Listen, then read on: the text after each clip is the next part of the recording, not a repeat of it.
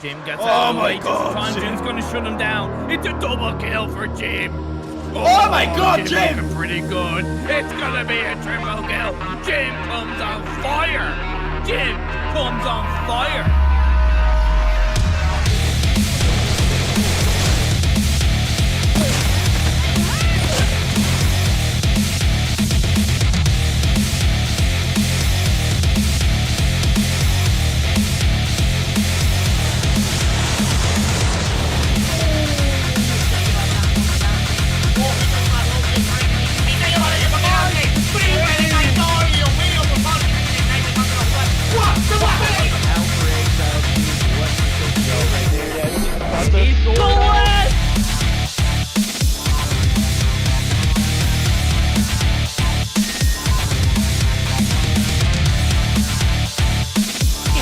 Angle, but couldn't land the shot. The dart scope, the two-piece!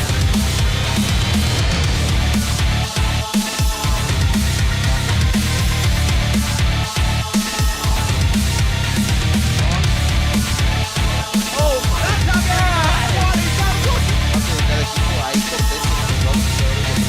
Trató de darle ese petazo ahí, consigue una pelota y rápido se voltea y se destaque na marotagem. Belo ângulo dele! For him, he's gonna be able to take out. Oh my god! Oh no! He was down to 1 second on the clock. Já pegou bala na cara do Master. O Almairinho vai tentando fazer o primeiro.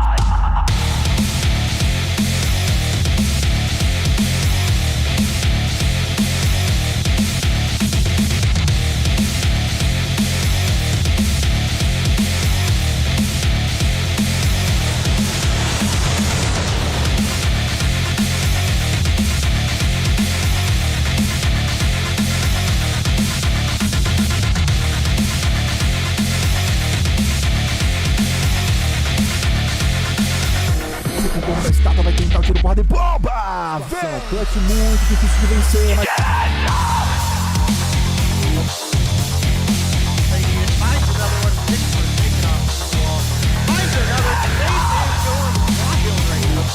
Anywhere on the body that you hit, he no-scoped Raballo right there. He no-scoped.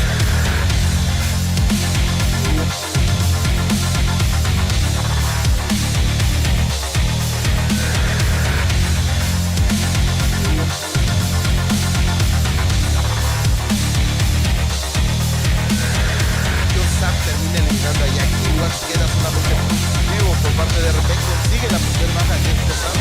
Se da cuenta que no puede.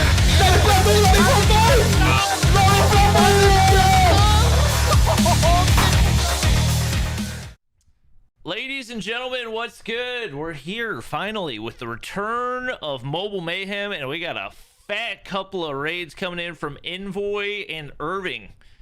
Appreciate it, guys. Thank you all for joining us. Hope you have all missed Mobile Mayhem as much as I have. I have not casted Call of Duty Mobile in over a month at this point, so cut me a little bit of slack, but we've got a banger set of games ahead of us tonight, and honestly, a banger intro game. Taking a look right here at the schedule, you can see we got 11D versus Zygnus, one of the longtime rivalries in Mobile Mayhem. Definitely going to be a good one, and the one that we're going to be closing out the night with as well, Seminole versus Goofy Goobers. I think a lot of people would say top 2 teams in North America right now. A couple really solid matchups and some new teams to check out in between. You guys will likely see. This is not any of the teams that you are used to seeing. This is a whole lot of new rosters that I'm excited to see. NYSLM, not here. Tribe, not here. ARP, not here. It's all new rosters as everything's getting mixed up and we get ready to hop in to North America winter. Ahead of us, we do have our standings so far, and you can see it is 2 of our top 3 teams that are going to be facing off at the end of the night, with Goofy Goobers going up against Seminole. We do also have 11T going up against Zygnus, like we mentioned. Definitely a little bit of a grudge match right there, and definitely one that I'm looking forward to seeing. Day, out of all of our matches tonight, which one are you most looking forward to? I think right out of the gate should definitely be a solid one. And I do know my camera is messed up. I'm working on getting it fixed right now. obviously LATAM is one of those regions that always has a competitive couple teams, and we're very, very fortunate to actually have them come through and be able to participate in the North American scene. And we've got them right head to head out of the beginning here. 11T versus Cygnus is going to be solid. You're going to have that kind of natural LATAM rivalry, but a little bit deeper than that, I don't know how much you've looked into the actual roster changes. One of the biggest players, in my opinion, for 11T has been Zai, and he's actually now picked up by Cygnus. We've got no Cheto for Cygnus, but that's a big sniper presence that is now missing from the side of 11T. I've talked to a lot of the team. They say 11T is really still solid in Search and Destroy, and they're really a team that you have to watch out for. But I think there was only 2 people last season to put up 20 in Search and Destroy, and Zai was one of them. So that's a nutty sniper talent to be missing. And obviously for a couple seasons now, we've had a miss on the presence of Cheto for Cygnus, who was a really key sniper for them. And now they've got that picked up, another very, very high talent in their lineup. Yeah, definitely some really solid ones to look at as we do get ready to hop into it. We do also have some changes to the rules that we'll be going over. And you'll have to refresh me a little bit because I'm looking at I think we pretty much went over them on Thursday when we kicked the season off. Okay. But the big thing is going to be no operator bans.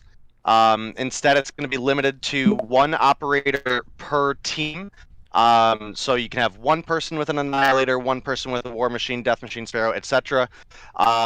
The banned score streaks is going to be your UAV, Care Package, Shock RC, Counter UAV, Dragonfire, SAM Turret, Hawk X3. I'm pretty sure the Goliath is banned. Sentry Gun, Stealth Chopper, Napalm Advanced UAV, VTOL and Swarm. All shotguns are banned. All LMGs are banned. All marksmans are banned. Launchers and the shorty is being deemed a shotgun, not a pistol. So that is banned as well. The crossbow is one that we've seen, but the thermite and the gas tips are banned. And we've also had some changes to the map pool. So all right. It's been pretty fun so far. Well, I'm looking forward to it. We do have our maps and bans before we hop into this first matchup. It is going to be Standoff Hardpoint, a classic for game number 1, Raid S&D for game 2. If we go to a game 3, Firing Range Dom, with bans on, I guess we have specific map mode bans. Hardpoint on Crossfire banned by 11T, and Dom on Summit going to be banned by Cygnus. I don't want to keep you guys waiting around too long. I'm excited to hop into the action. And it does look like the majority of our players are ready to go, so we should be hopping into this one pretty soon. Obviously, especially as far as what we're going to be seeing goes, the biggest change is probably going to come in the form of the ban of the LMGs, the marksmans, and the shotguns. Those are all going to be really significant. Maybe not so much for the shotguns, but with the marksman ban, you do have the SKS taken out of the equation. With the LMG ban, you have the Holger removed from the equation as well. I think overall this is going to make it more competitive and definitely something a lot of people are going to get used to.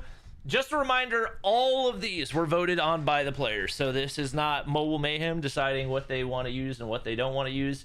Every single one of these rulings was voted on by the players. And it's definitely going to make for one of the most unique seasons of Mobile Mayhem that we've had. And especially with all the roster change-ups, I think it's going to be all that much more exciting. I do want to ask, just because it was kind of a topic that me and Vert talked about a little bit on the spawn, just because we're waiting on a couple players to get ready up still. Obviously, we have the Kilo and the PPSH coming into the scene this update. I don't think they're available because the Battle Pass isn't out yet. But one of the attachments for the Kilo specifically gives it a 100-round mag. What is your personal opinion, Bobby, on if that should be a allowed attachment or not? With the ban of LMGs. Personally, I don't think that should be allowed. I was thinking about that as well whenever I saw that was going to be in the game. I think if you ban LMGs, you got to ban any attachment that gives a 100-round magazine to an assault rifle, especially if you look at the statistical changes that it gives. It literally gives it all of the properties of an actual LMG. So it's going to be interesting. I don't know how the players are going to play it out, and I see Legacy is actually using my character skin, which is pretty trippy to see. Yeah, Legacy's been rocking it. He's been there. All right. He's a homie. Well, we're going to get loaded in right here. I also love all the customization options that they have added for spectating. I think that is really, really cool. So I'm excited to see those play out. Obviously, it's going to look a little bit different than it does whenever I'm spectating my own custom rooms. But hopping into things, 11T versus Zygnus. Game number 1 is underway right here. And Zai right off the bat going to get taken down by an explosion. Obviously, still a lot of Type 25 in the equation.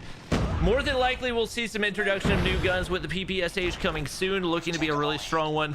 But for the time being, it is pretty much everybody running the Horseman's pick skin on the Type 25, as we're seeing that pretty much across the board. Tatio slides the corner, finds one into the cubby right there. Raven trying to stay alive, but Zai there to take him out.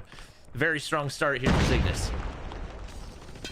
Yeah, Zygnus have been looking strong so far this season, and you know, that's kind of something we see repeatedly from them. They are actually repeat champions for Mobile Mayhem, cross-regional champions at that, and they are the reigning champion of North America as well, as many of you may remember. And right now, this is one of the most solid P1s I've ever seen on standoff. I mean, this is a hill that's normally incredibly contested. They pull off a solid 50-0 and are now starting to make that rotation over. You can see we've got a couple players rotating over towards gas, but it's Raven going to come through, picks up those kills. That's going to deny the respawn potential of Zygnus, but they are taking over on the other side of the map, and now you can see 11T are starting to spawn out. And this might be an opportunity for Zygnus to get a break in here if they're able to clean up these couple kills. Yeah, we're going to see Tatio breaking on in right here, able to find one coming through the doorway as well. Weir's going to drop, and once again, the Zygnus racking up the points right now against their rivals in 11D, who have not been able to find anything so far. Pepe off to a strong start. You guys are probably used to seeing him on an ARP roster, but like we said, we got a whole lot of new rosters heading into this season, and up in the top side, it's going to be Raven getting shut down there as well by Oaxaco. Tatio, not really the strong start that we're used to seeing out of him, but it's not really seeming to matter a whole lot.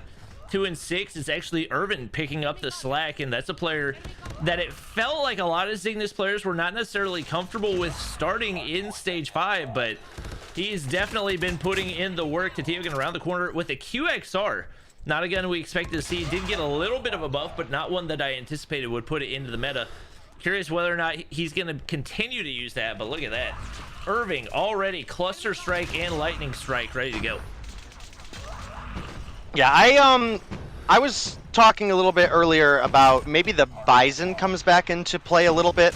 It's not incredible, but obviously it's a large ammo capacity SMG. It's got that mobility, and it did actually receive a pretty substantial buff. I think a lot of players are still going to really like the Type 25 for that fire rate. That kill time is really nice, but the Bison got a 2 base damage buff up from 26 to 28, I believe, but it got a a body shot multiplier up from just nothing to, I believe it's a 15% damage multiplier. So it's actually pretty solid. I did tinker with it a little bit earlier, and the kill time seems to be pretty reasonable at various ranges. So I think a lot of your like rusher all-rounder players will really be able to utilize that to a high degree. And Bobby, one of the big things about this rule set change, the 250 hard points, it's been a while since you've seen players dropping 40 bombs, but I'm gonna tell you right now, it happens pretty regularly. Yeah, especially with the way the hardpoint spawns work on this map. When you extend the game by that much, it's just gonna naturally allow for players to build up that much. Looking for the break in here for Zygnus. They're going to get at least one player on the hill. There's cluster strikes starting to come in for Zai. Gets the angle from top statue right there. Finds one. Hunter killer drone goes through as well. Going to find another onto Wiru, and man, he is absolutely beaming right now as Zygnus still in complete control. Couple players close to double positive right now. Tatio's still having those struggles, but the rest of the team picking up the slack, Pepe doing everything that he can for 11T. We're going to take a look at him as he's the only player that's really been able to find any type of momentum, but not going to be able to find the player. Top market right there, and now forced to rotate out as he and his teammates get ready to set up back on P1. Yeah, we're just absolutely punishing Tatio right now. Can't seem to find one of those gunfights, but Tatio does have 53 seconds on the hill, so really helping his team rack up that objective time. And you definitely need a player like that, especially when you're up against a team like 11T, who again, everyone says is still a really solid team, but if you just look at the rotations that they have and look at the comfort level they bring to the table, it just, this roster changeup doesn't seem like all the pieces have fit together yet. You know what I mean? Again, I think the loss of Zai is a big one. You've obviously got other players picked up. Pepe came from ARP, so it feels like they're largely tinkering with that still. You look over at the side of Zygnus, and the core of their roster is still the same. We do have a new player, or two new players rather, in for the team. I don't think Mr. Dax is going to be a starter, though, based on the rest of their lineup and what we saw last week. So we'll have to see how that develops. I actually think now's probably a really good time for listening, Bobby. All right. Well, it seems like Zygnus is cruising right now. We'll see how they're feeling on the comms as we do hop in to listening with the Zygnus roster. Secret. Pajas, ya está pajas. Dos pajas, güey, pusieron pajas. Uno más, trashcan. Top Factory. Se bajó, güey. Una en... secret. Ya nuevo, güey, dejen de regalar nuevo. Ya, sí. No, es muchos puntos, güey, ¿seguro? No, pero déjalos, sí. Sí, nuevo. Otro, Bacali. Buena. Muerto. No tengo spawn, apareció esa cajas. Vengan, güey, se están quedando muy atrás todavía. Sí, güey. Blue Vandali muerto. El muro. Muro. Déjame subir. Bacali. Tengo guadaña, déjenme arriba. Tengo guadaña. Bacali. ¡Ey! Troca mí. Mira un tiro. Barril, pilas, cabrón. Pasó uno, No, top. Well, I will say, in that listening, we saw 11T build on a whole lot of the time that they had lost out on, and that's part of the reason that we do enjoy seeing this 250 hardpoint. It actually gives the opportunity for teams to make a comeback, and even when you start to see that 100-point lead build, it's never safe, especially with how quickly a game can turn on its head in Call of Duty Mobile. Just like that, 11T back in things. They very well have an opportunity to tie things up right here, and especially with the way the Ravens playing. 33 and 23, hard carrying his team right now. He's on a 4 spree. About to be a 6 spree if that one player hadn't gone inside the building. Could have potentially had it right there. The Zygnus player is still spawning all the way out, but an absolute clinic being put on right now by 11T. Yeah, you're right. And I think based on the listening, I think Mr. O is actually just. So maybe not a new player to the lineup, just playing underneath a different name. That's the original name that he signed up on the team as, so that'll take me a second to get used to. But definitely a really big comeback for 11T, and we might get an opportunity to jump into comms with them here in a minute, guys. Let's see how this P4 goes, because Pepe right now is able to take down one. I believe he started calling in the Pred missile there in kind of the wrong time, as a lot of players of Zygnus did start pushing on in. You can see he does eventually get to Tio with that Pred, but immediately gets lasered off by Zai on the head glitch. Now 11T making that farm side back rotation, trying to get on into P4. Zai gets a respawn right behind Pallone. It's going to give him an opportunity to stop that counter rotation coming through.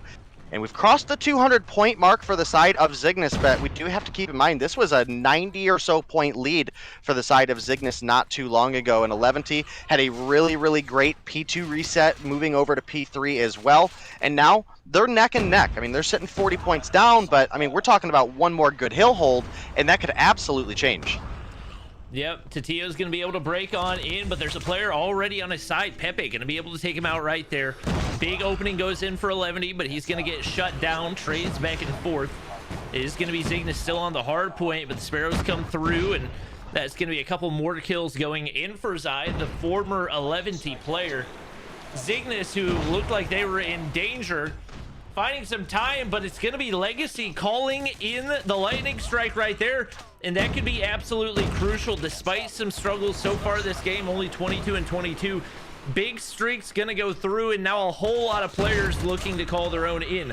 I believe we had a cluster strike getting ready to get called in to Tio. Shut down on one, major assist on the other, and not going to find one on the outside of the doorway. Nobody spotted up top right there. Zygnus can win it right here. 11D has contest. They get one on the point. Looks like they're going to be there long enough, but they also got to make the rotation right here. And Envoy has a cluster strike ready to go. It's going to take an absolute miracle for 11D to clutch up right here. Yeah, you can see that cluster strike is coming in. He gets the call from his teammates and cuts off that back alley rotation, which is where pretty much everybody from 11T was. You can now see they're forced to rotate through mid. They're separated. We have players that are just trapped on the other side of the cluster. And Zygnus played that final hill perfectly. And again, the call out was clearly there. I think when I looked at the map as the cluster strike was open, there was at least 4 players that were starting to push that back alley, and they just weren't able to make that push with the cluster down. And that's a solid like 10 or so seconds that you just cannot push through there. They had to kind of switch things up a little bit, and again, they just got separated. It looked like maybe on their end the communication wasn't tight. It looked like we had 2 players waiting for the cluster to end, and 2 players pushing mid. They got separated, they got picked off, and they just couldn't get in for the contest. It was a really, really well fought battle, especially through the mid game. 11T actually had a really, really solid couple holds that brought them back into the game, and that's exactly why I like this 250 hardpoint rule set.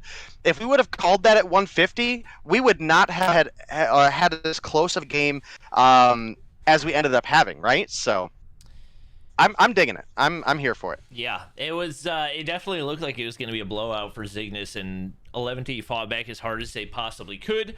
Obviously, couldn't quite get it done. Legacy with a really notable performance, even though he didn't go positive. A minute 51 on the hill, playing a really big role for his team, and obviously we tend to expect 11T to be a little bit stronger when it comes to the search and destroy, especially because of Wiru.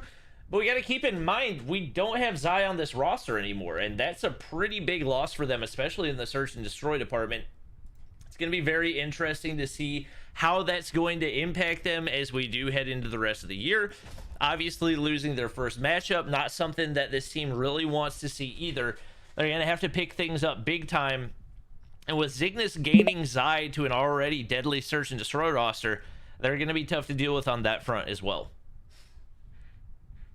Yeah, you're absolutely right. And 11T was able to pick up one map in their first game.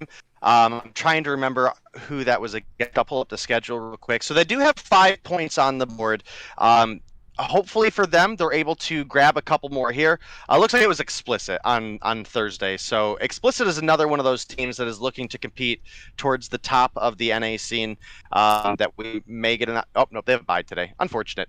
But we've got tons of good matchups here, and this one's not over. Now, we obviously have talked a bit about the losing Zai to Zygnus aspect, but I think for Search and Destroy specifically, it may even go a little bit deeper than that with Zai, because they were an incredibly strong Search and Destroy team in previous seasons. Whether it was Wiro popping off, Zai popping off, or the team just doing really well together, Zai very intimately knows this team's kind of Search and Destroy strategy, right? Underneath the same coach, playing with these guys for multiple seasons in the past. And that might be a little bit of a ace in the hole that Zygnus brings to the Search and Destroy. I think both these teams are incredibly strong in Search still, even with 11T losing Zai. But again, if maybe some of your inner secrets are exposed by having that strong tie now go over to Zygnus, that could be a big factor for this matchup specifically. Yeah, I would also point out it felt like, especially toward the end of last year, obviously you got to give credit to Cheto just for the role that he's played in the competitive scene, but toward the end of the year it was just really lacking the consistency for Zygnus in both respawns and in the Search and Destroy. So being able to fill that role with somebody a little bit more consistent like Zai is just a massive boost for a team like Zygnus. Now, obviously, Zygnus, I don't think they performed up to what anybody thought they were going to do in Stage 5, if I'm being totally honest. I feel like, no question, should have at least had a winning record, and it seemed like they went into the weekend either with a lack of confidence or something else. I think this team is a lot better than what they showed in the Hardpoint. Definitely a slow start over there, but they bounced back in a big way, and we'll see if they can carry that momentum into the Search and Destroy. It's going to be D-Tree carrying the sniper, and likely a reason we saw that substitution. Irving going to find the opener onto Pepe.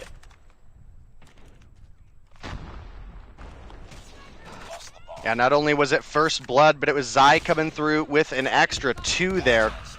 It is a 4-for-1 trade in favor of Zygnus. Make it 5 as they come through and clean it up. And again, it's hard to say how much of this is Zai no longer being on the 11T lineup, but they were an incredible Search and Destroy team last season. And Zai, you know, always put up comfortable numbers for the team, where even if someone was struggling, was quite often one of the players to help carry some of that extra weight. You now throw that over to the side of Zygnus. He's playing against his old teammates, and he puts up 2 very early in that last round. We do see Tatio rocking the Arctic 50 with the ACOG. Usually when we've seen him snipe in the past, we saw a lot of Rytech, so this is definitely a little bit of a different playstyle. With the ban on the marksman rifles, the Arctic 50 does kind of fill a similar role to the SKS, without necessarily being a full-on sniper position. So much closer round this time around. It's Just and Irving left alone against Weru and Polone. Weru, no surprise, leading the team in kills, 3 on the board. But guys, at 11T, you got to give him some backup here. Picks up kill number 4 there. Now it's a 1v1. Can he find the kill? The bomb is down and planted, and it's going to be Just picking up that kill. And not only is he going to pick up the kill, Bobby, he's going to rock the defuse as well. And 2 rounds in a row going over to the side of Zygnus. Clean snipe out of Just right there, had the read, and that's going to be another big round going in for Zygnus right there. Pretty even across the board, and over on 11T, it's the Weru show. Definitely, like you mentioned, needs to get a little bit of help if his team is going to be able to find some, especially over here on the offensive side. He's going to pick up the bomb right there. Smokes go out. Seems like Zygnus has the read on it. Players starting to make the rotation. 1 on the wrap. It's going to be Mr. O, a.k.a. Just, and he's going to make his way all the way over from garage toward poolside right here. And we got players back-to-back. Polone with the player right next to him on the other side of the wall. Tatio's going to be able to find D-Tree right there. Just going to get spotted out. Absolutely beamed by Polone right there. And that's going to be a big one for 11D. They now find themselves 2-man advantage.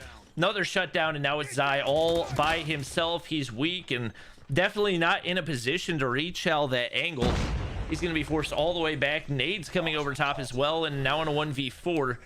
Seems like 11T has finally found the strat to be able to counter a little bit of this defense from Zygnus. Yeah, definitely coming through with at least 1 solid round here. And they got to take this momentum on this round win and really push it forward. They're on the offense here on Raid. It's a fairly large map for Search and Destroy, not quite as big as a Crossfire, but as far as the amount of different rotations you can make through the map, it's not as tight as something like a Summit, where you can go from the B-bomb to the A-bomb on defense in a snap of a finger. So they really need to push the aggression. They get a pick here with D-Tree, which is huge. And now with the second one coming through for Weru, this should pretty much be a free bomb plant. And if we look, we have one player, which is Envoy, lagging through behind, coming over from the A-bomb. He's on middle stairs, and if he pushes up at all, he should have been a free kill for D-Tree there, but D-Tree makes the rotation back, looking for a push from behind, and now here he is back at the stairs. Envoy, with the read of a century, comes through and picks him off. Makes the round look a little bit more doable. It goes from a 3v5 to a 3v4, but they've got 25 seconds on this round, Bobby, and they've got to find 3 more kills and a defuse as Zai picks up Pepe. Weru is in a really problematic angle, but somehow able to get away. Tatio finally there for the trade, but he's all by himself. with only 12 seconds and a sniper in hand. He finds one. All 11D has to do right now is play time. Raven says, I don't feel like doing that. I'm going to find the kill anyway. That's going to even things up 2-2. Maybe a little bit more risky than it needs to be, but you know what? What's fun if you don't take some risk? And no risk, no reward, and sure enough, they come through with the tying up round. It's now the last round of the 11T offense. They'd actually be in a pretty decent position if they're able to pick this one up. They'll go into the half with the lead. They can play their defense. They don't necessarily, in my opinion, have the same level of sniper presence, but Detri gonna get picked off by Tatio right out the gate. Raven able to take down Just. And Bobby, I don't know if you've really had a lot of time to experiment with the spectator client yet, but now the team colors are locked. So if you're spectating red, they still come up as red in the kill feed instead of blue, which is a nice little change. Yeah, a lot of big-time quality of life improvements. Raven trying to clutch up right here. Here's the sniper shot from the side. Zai's going to get picked off. Now it's a 1v1. Envoy gets spotted out right there, but Prone's in time. He's got a smoke to work with, and this could be problematic for Envoy right there. Hits a couple shots over top. He's super weak, but going to be able to back into the corner. Potentially able to regen, but Raven reads it perfectly. Pre-fires away.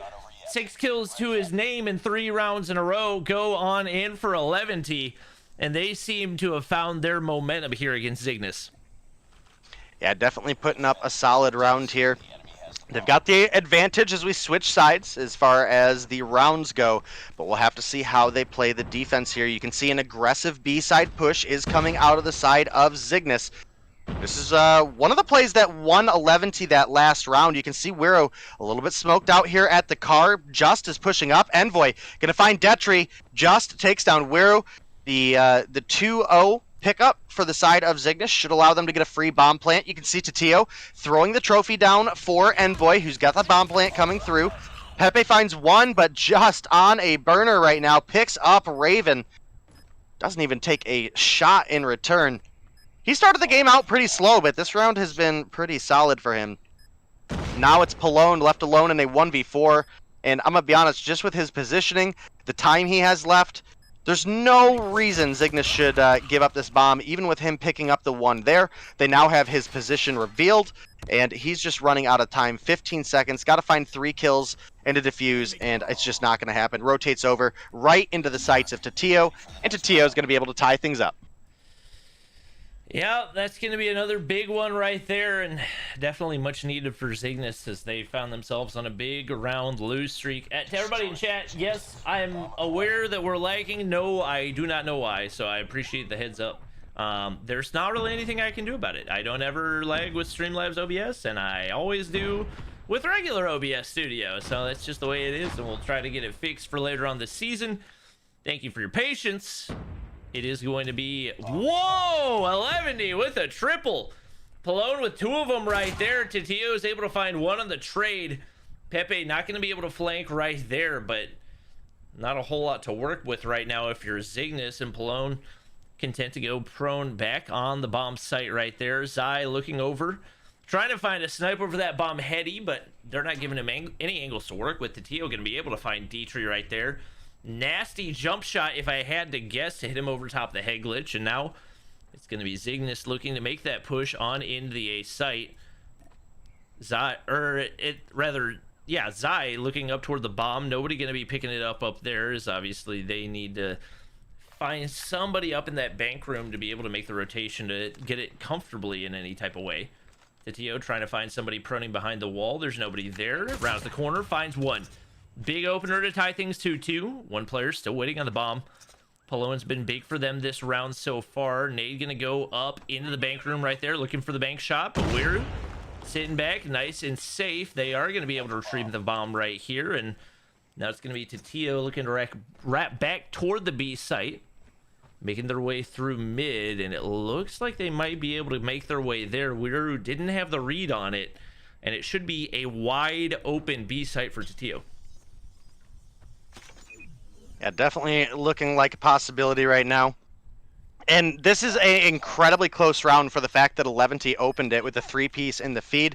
The bomb plant does come through. That's going to reset the clock to 45. We're down to about 35 left on that. But it is going to be 11T facing off against the clock. They need to pick up these 2 kills and a defuse. And honestly, the angles that they're in right now, they have a big opportunity to do so. Pallone comes through, picks up one on Zai, and Wiro saves his teammate from behind, taken down to Tio and Wiro. Again, this is the guy we always talk about when it comes to 11T, and he is absolutely showing up right now. 9 kills on the board. Definitely one of the reasons that we've got 4 rounds in favor of 11T. And even though Zygnus won that really close hardpoint, we might be looking at a game 3 here if 11T are able to find 2 more rounds. Yeah, that was perfectly played by 11T. The pinch so clean, and now they're getting a little bit more aggressive here on the defensive side. They seem to have the read on Zygnus' strategy as they're full sending A every single time, and we're already looking to make that wrap back toward A. It's going to be both players pushing in. At least one trade going in, but Raven going to drop there as well. Envoy's the one making the plays for Zygnus this time. Witter's going to get spotted over top of the bomb, but backing up. Able to play his life. And if we have a player on time of the wrap right here, it could be big for Zygnus. It's going to be Tatio waiting in the back, and it's Pepe on the flank every time, but it's just not working for them. And you got to wonder whether or not 11T is going to rethink the strategy at some point, because I believe Pepe has been picked on that flank every single time that he's tried to make it. 3 and 7, it seems like they need to try to find a different strategy. Yeah, definitely not the best position to be in, given the round back to Zygnus. If they win that and they're up 5-3, they now put Zygnus in an uncomfortable position and maybe can capitalize on that little bit of uneasiness. But instead, Zygnus is able to bounce back. Fortunately for 11T, they're able to pick up 2 on the open of this round. It's now at 3 versus 5 once again. Wiro gonna take Tatio down.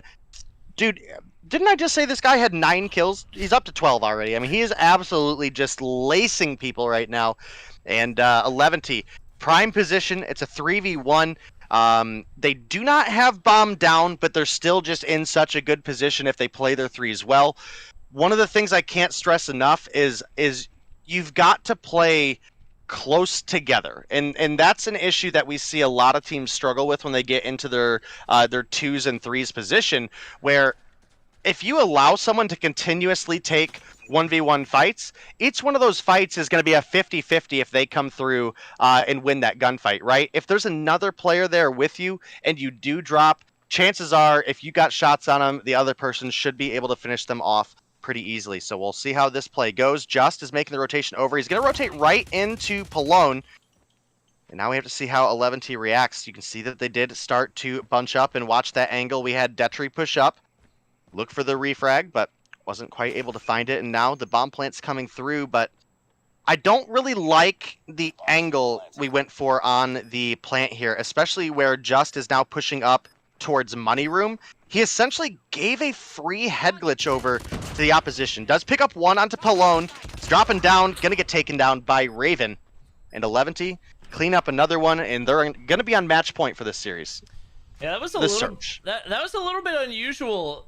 He had the opportunity to plant, had it down most of the way, decided, no, never mind, I'm not going to plant, goes back up, checks and finds people exactly where he expects them, says, okay, I'm going to go back and plant at the exact same spot, and it still doesn't work out. Definitely a good attempt right there, as he at least got some information, but right now, Zygnus with a very slow second half of the game, needing to turn things around in a big way, full sending to the A site once again, and this is something that I felt like was one of their biggest downsides even last season, is their predictability in the search and destroy, just not showing a whole lot of different looks. Sometimes they'll send 1, maybe 2 people, but for the most part, sending everybody over to the A site, and 11D has been able to hard counter for the majority of the time. We are seeing, I believe, we're pushing up toward that B site, but for the most part, it seems like they have the information. It is going to be Tatio now waiting back for the flank, but as you can see, 11D has figured out that mistake of sending Pepe on the backside every single time, and now they're going to retain at least a 5-5 for the retake right here. Bomb not going down. Just still hasn't made his way on into the bomb site right here, and right now, 11D playing this to perfection. Yeah, you're absolutely right. And again, they're on match point. So if they're able to secure this round, they're going to be in a great position. But it is going to be Tatio. He opens up with a kill onto Pallone. Zai taking a couple shots, but is going to be able to duck behind the wall there and get out of harm's way. It is going to maintain the one-player advantage for the side of Zygnus. If you look over at Wiro, you can see he might be looking to make a backside rotation here. He's pushing up towards stairs. Irving going to take down Raven. Wiro, I love the rotation, but you got to capitalize on the positioning here.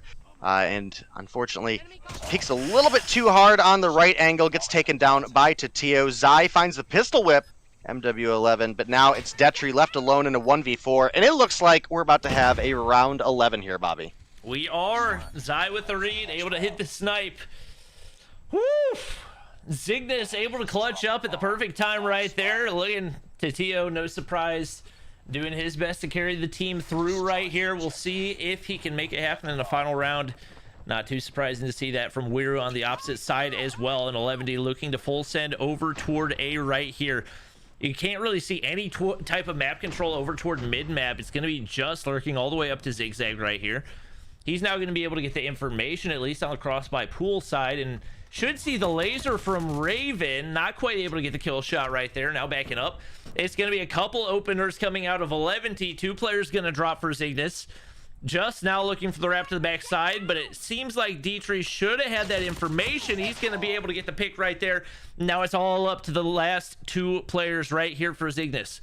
Irving and Zai ready to go, but Pepe's all alone on the inside of the bomb site. And you can see 11D pretty spread out right here. A big opportunity if Zygnus can capitalize, but Irving not going to be able to at least land the initial shots right there. Gets the head glitch, but Pepe wins the gunfight. Zai, sniper in hand, needs to clutch up in a 1v3, but he's going to get spotted out by Raven. The strong second half for 11D comes through, and we've got ourselves a game 3.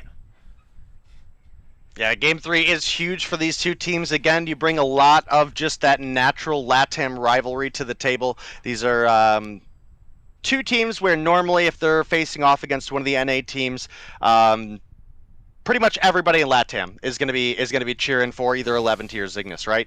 But if you ever actually go by Extreme's channel, or sometimes it's on Gil or Zoe's channel for the Latin American Mobile Mayhem, it is very much a split community over there too. You have a large chunk of 11T fans, you have a large chunk of Zygnus fans, and they go at it in chat, man. I mean, they are very, very passionate, and you can definitely see it there. And you've probably seen a bit in chat today as well, because again, this isn't your typical for NA, a LATAM team versus an NA team. So that's where you'll start to see that divide. And this time for the search, 11T again, still a strong search and destroy team, even with the loss of Zai there. So many players did well this game. I mean, we don't have anybody with 0 or 1 or 2 kills on the board. Everybody's sitting at above 5. But one that, or 2 really, that really stand out is going to be Tatio coming through with 12, as well as Wiro coming through with 12. So really solid game between these 2 teams. And I'm excited to get into the domination, especially with how spicy that hardpoint ended up being towards the middle of the game. Yeah, I think what's really impressive for 11T is they just won that without any type of real sniper presence. Detri, I believe, was the only sniper that they had in play, and he was bottom frag with 5 kills. So the fact that they were able to make the reads onto Zygnus, counter the snipers on their team, and I believe Zygnus had at least 2 snipers in play, with Tatio rocking the Arctic 50. Zai, obviously, just your traditional sniper. Absolutely beautiful counter out of 11T. Strategy was on point, and you got to think they've got a decent amount of momentum as they get ready to hop into the domination. Yeah, you're absolutely right, and this has been such an exciting one. Again, I'm pretty hyped to see this dom. That Hardpoint started off looking like Zygnus were just going to come through and absolutely steamroll, and of course, on a couple of good holds for 11T, they were able to bring it back and almost tie up the game at one point. I think that they were like 1 or 2 points shy, if I'm remembering correctly. At the end of the game, ultimately, it did come down to a 250 to 204 or 206, but still within 50 points in a long, grueling game of Hardpoint. Now we find ourselves here in the Dom, which is kind of like a blend of the two. You do have the respawn aspect of Hardpoint, but you also have a static objective, more like search and destroy, whereas obviously the Hardpoint moves around the map. Your A, B, and C flags are going to remain in the same spot throughout all stages. So capitalizing on rotations, capitalizing on the strong angles to hold, and for many maps,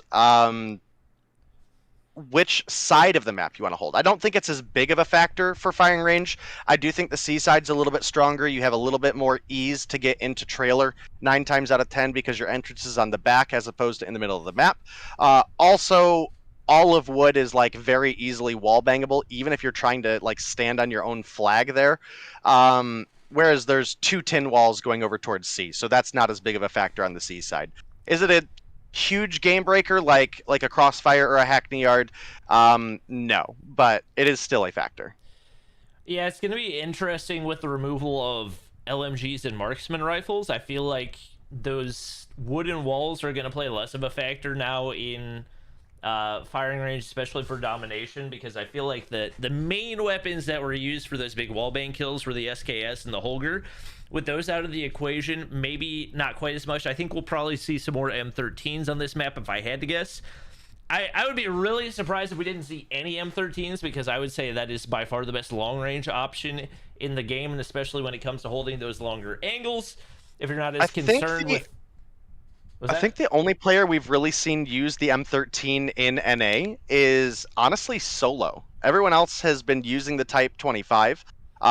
Maybe with the recoil pattern change on the Type 25, or at least seemingly so, we see a little bit of a adaptation to the M13, but we didn't really see that at all today in EU. All right, interesting. I'm curious to see how this plays out. Obviously, we're just waiting for our players to ready up, and we should be good to go. Still got 3 more matches ahead of us tonight, and for those of you who didn't know, we are going to have a special episode of The Spawn later tonight.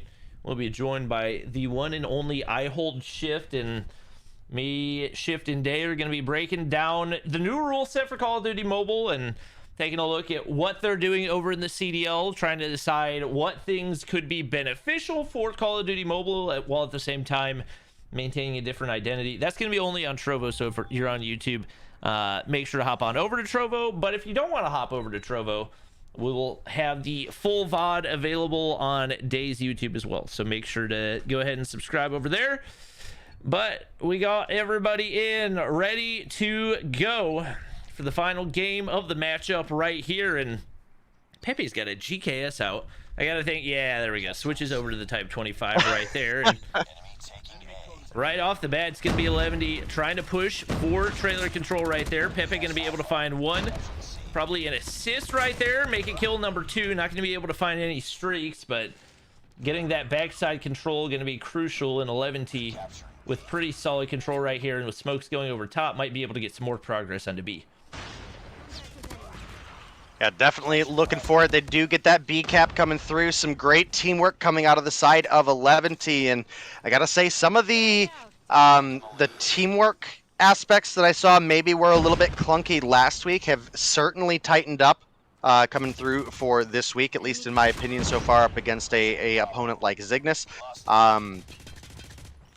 Little bit of progress gets touched by Zygnus on B, but immediately gets taken down. And one of the things to consider is we did have trailer control there, at least temporarily, for the side of 11T, but you can now see Irving has made that push up. He's looking for some kills. Can't quite find Detri, who I hope it was just a glitch on my screen, but was completely invisible for a second there.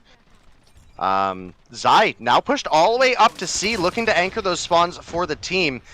Not quite able to survive long enough as the spawns come through from the side of 11T, and unfortunately wasn't able to draw attention long enough for his team to get B either, so that progress is going to get cleared out.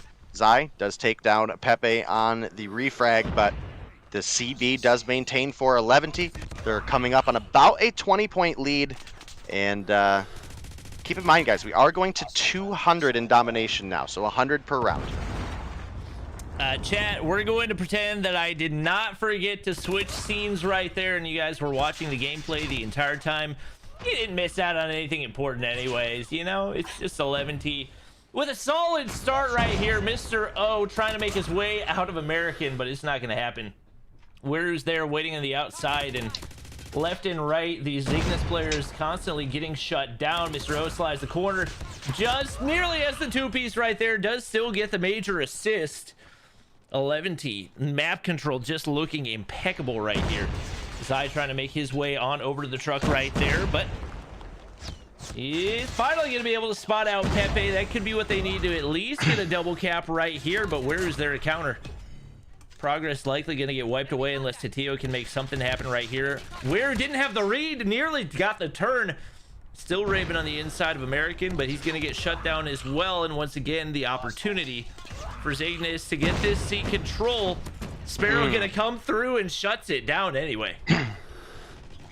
Yeah, almost had it. Unfortunately, Tatio and Envoy couldn't get on that C flag. Now Envoy starting to push back up the ramp. A lot of progress still on C, and it does look like Tatio is going to get that secured, but with your opponent sitting up at 83 points already, there's not a ton left to go, but the triple cap does come through. Let's look at the positioning here. We do have an Annihilator out for Just, looking over at the A side, but he gets that's going to be a DQ, right? What?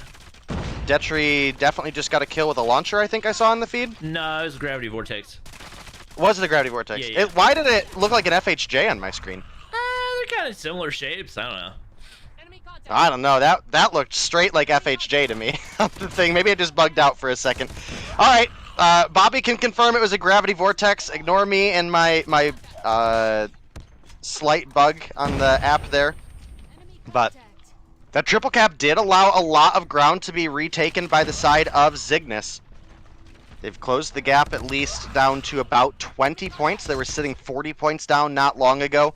And that's a much more realistic opportunity to come back in the second half. Yep. Sliding the corners. Weary's going to be able to find another onto Tio right there. Trying to make the push in. Seeing if they can clear off that progress on A. He's going to be able to at least take out one. Zai taken down in the process as well. And at the very least, able to enter the half with a little bit of a lead. Things looking a little bit dicey right there as we have the triple cap in play for Zygnus. Definitely fighting back really well, especially given how solid the map control looked for 11T so early on. You can see the role, especially that the operator selection is playing so far, is Irving struggling so far in the first half. Does have those gravity spikes, so doesn't take as long to charge up, but also not going to give as much utility. Where he's going to pull out the Annihilator right there, finds the flick into the corner onto Tatio. That one, the Spectator client didn't even have time to catch up with. Sees one over on the truck. And I believe his teammates actually saved his life as he makes that rotation in through mid. But it's going to be Zai pulling out the Sparrow. Finds a three-piece. Seeing if he can make it a couple more.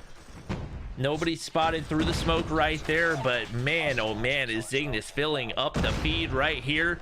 Not even needing those operators, and it looks like it should be pretty easy B control right here. They're going to get countered a little bit. Pepe going to be able to find the trade for his teammate. Not quite able to get the control of B right there, but at the very least, keeping B clear. Yeah, we're now down to a 10-point game between these two teams. We've got a little over a third progress on B for the side of Zygnus. It's now bumped on up to about 2/3 before they get taken down. They do have C control this side, but it does look like that is quickly going over to 11T, which could be a really big factor moving forward. Irving is able to push up. We do get the AB in favor of Zygnus.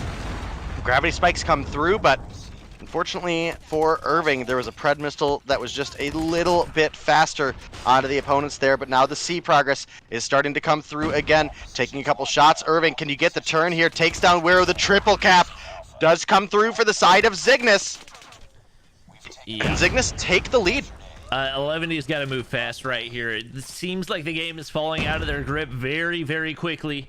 They're able to get at least an anchor over on A, but they need some map control, and right now they have none. Nobody in tin, nobody in trailer. Pepe just crossing completely across mid, somehow able to make it through, finds one, make it two right here, and now a big opportunity. Players are going to have to cross through tunnel right there, but he gets spotted out. Big plays coming out of Zygnus once again, and all they really have to do is maintain the double cap, but they don't care. They're going to go for the triple anyway. They get a lot of progress over here on A, and it's going to be Irving with streaks in play as well. Triple cap in once again. Eleventy is falling apart right now. He's looking to cycle those streaks. He said, I don't just want one, I want two. Pepe gonna be able to end them for now. But right now, Eleventy desperately trying to just get a home flag. Yeah, this is looking rough for Eleventy, and after an incredible first half, or rather, first half of the first half. I mean, again, we did have a Zygnus triple cap come through that really neutralized a lot of the advantage that Eleventy had, and now coming here into the second half, I don't want to say we are like entirely streaked out for the side of Zygnus, but we have had one heck of a run here. They're now sitting up 40 points over their opponent. This is an 80-point swing that Zygnus was able to make a comeback in, and it's looking right now like they're probably coming through with the victory. With a minute half left on the board, I think we're pretty much at the point where a double cap doesn't do it for the side of Eleventy. I think they do need a triple cap. And that's one of those factors you're going to have to consider in this new rule set. Is you're not going to see 150 be the cutoff every game. You're gonna have those long games, and it's not just going to be a fight against your opponent. Sometimes it is going to be a fight against the clock.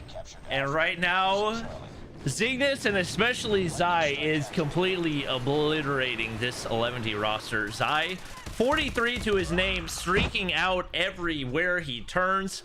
Right now, it's Eleventy just trying to get control of one. They're able to get C and some progress onto B, but there's just not enough time for them to be able to hold Raven with one across mid, but a monstrous performance out of Zai there, the former Eleventy player. Usually a search and destroy specialist, but his respawns have been on point. And after a slow start to the first half, like Dave mentioned, Zygnus comes storming back and they secure the win in the matchup as they win the domination 200 to 143. Really phenomenal game from Zygnus. Came through, put up a great performance, and again, they were sitting down 40 points in the first half. It was looking like Eleventy were right there coming up on 100. I think they were at like 93, and we had a big triple cap come through that closed that gap, and then we had a couple different instances where we had triple caps in the second half. This is definitely one that I can't wait to go back and watch through, and be right there with you, Bobby. Pretend like we didn't forget to switch scenes at the beginning, and really kind of see where Zygnus was specifically able to capitalize on some of these points. Because again, early on in the second half, Eleventy were right up on for that C flip and just weren't able to get it. So huge game for Zygnus.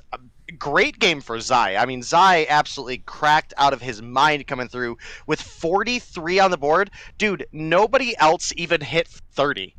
Yeah, that was... I mean, obviously the numbers are going to look a little bit different when you're playing a 250 hardpoint, 200 domination, but man, what a performance to start out the season for him against his old team, no less. And I mean, the story of most of it was Eleventy just got outside of the first half of the first half. They got outslayed. And see pretty much everybody going negative with the exception of two players that barely were in the positive. And that map control that we saw from them early on, they just weren't able to resecure it. It seemed like they got a little bit shaken after that triple cap went into play for Zygnus in the first half. And after that, it seemed like either Zygnus flipped a switch or maybe Eleventy lost their confidence. Regardless, it is going to be Zygnus moving to 2-0 on the season. Taking a look at our standings, they are now going to move into first place, but obviously a couple teams still going to have a chance to catch up. Goofy, Goobers, and Seminole are going to be facing up against each other at the end of the night, and that will likely determine, well, that'll definitely determine who the other team is going to be that's either tied for first place or solidly in first place, depending on how that matchup goes. But we still got lots more games ahead before that one. Next up, going to be Shreddit versus Midnight Gaming. I have never heard of Midnight Gaming. Day, can you give me some info? Midnight Gaming is one of the teams that was able to come through the Challengers bracket, and they've got some potential. I mean, they have a couple. Is Scott on Midnight or is Scott on Shreddit? Scott is on Shreddit. Okay, got it. So There's definitely a couple players that you'll recognize from previous seasons on different teams. One of them is going to be Snicks, who was formerly on Op 34 and then on 11T. He's really, really solid. Debenji, pretty solid 6, if I remember correctly, is actually maybe an upcoming sniper talent. And then Kumia is, I think, in my opinion, one of the players to really keep your eye out for the side of Midnight Gaming as well. So they have potential, but they are definitely a team that came through Challengers. All right. Well, I'm excited to see the new talent show out tonight. We'll go ahead and take a look at our maps and bans before we hop into it. Obviously, we do not have any bans on the Annihilator. Well, yeah, so, or not the Annihilator, on the Operators. So we only have map bans and picks. Summit Hardpoint going to be game 1. Shred It banning Search and Destroy on Crossfire. So Standoff Search and Destroy is going to be game 2. With Midnight Gaming banning Hardpoint on Hackney Yard. If we go to a game 3, it's going to be Firing Range Domination. Day, since you're a little bit more familiar with these two teams, who would you give the edge to in the matchup? Probably, I would say probably Shred It. They've had a little bit more consistency in my opinion, but I also haven't really had a ton of chance to see a lot of Midnight Gaming. Qualifiers is obviously a pretty short event, right? And you're going up against some teams that don't make it to this level of competition. So I would say they're fairly even overall. But depending on the lineup that we have come through for the side of Shred It, let me look through real quick. Scott, Nizia, Slaya, Naz, and Sins. I think I would like to see Modzi being a starter for this lineup, but obviously, I don't know all the inner workings of the team. But Slaya, Sins, Naz, Scott, all really solid talents. Snicks, Kumia, and Debenji, probably the 3 that I can mainly point out for the side of Midnight. I'm completely unfamiliar with Kane, and I believe I'm completely unfamiliar with Dios as well. All right. Well, I'm excited to see them go at it. We got all of our players loaded in, so we should be good to go soon. But all new faces. I mean, for me anyways, Scott, I believe, is the one player in this lobby that I do recognize, as I think we had an interview with him in one of the earlier Mobile Mayhem seasons. Is that correct? Quite possibly. You should definitely recognize Snicks, though. He played for 11T last season. Did he? Yeah. Okay. If you say so. We got everybody. Well, we had everybody readied up. We were so freaking close. Obviously, the nights are going to go a little bit longer, so we're going to try to get the teams rotate. Everybody's ready? Everybody's ready? Everybody's ready?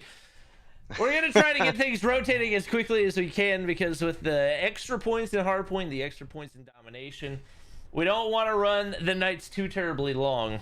But we are good to go here on matchup number 1, or matchup number 2, game number 1, as we're hopping into the Summit Hardpoint. Good lord, I can't talk tonight. It's been a minute. It's been a minute, and we're already obviously anticipating a pretty late night. The games are longer, but I got to tell you, they have been way more exciting. You can definitely see a lot develop.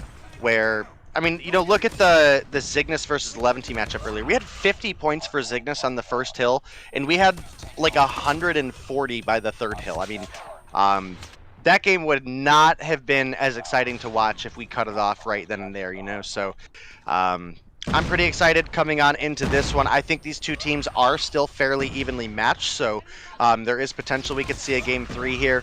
My goodness, Debenji coming through with a double, Dios coming through with a double. One I definitely think you should try to keep your eyes on through this one, Bobby, is going to be Kumia, though, because Kumia is like mad lad crack. All right. Good to know. Sins on the top side. Trying to find Kai down below. I'm a little bit surprised he challenged that with 1 HP, but to each his own. It's going to be pretty back and forth on the first hard point. Slight lead going in for the Gorilla Squad, who is Midnight Gaming, but Definitely looking to be a pretty even matchup in this first game. Sins shooting zigzags right there, not going to be able to get the kill. Snick slides on through in Midnight Gaming, looking to hold things down, but Slaya hops down from the top side. 6 to his name already. Strong start for him and Tunisia. Right now, pretty solid positioning for these couple of players for Shredded, and sliding through Slayer once again. Couple big kills. Kane trying to push on through. Not sure if he's going to be able to win against those 2 players on the inside, but finds a 2-piece. That's going to be huge for Midnight. Yep, and the where was that grenade from, Slaya?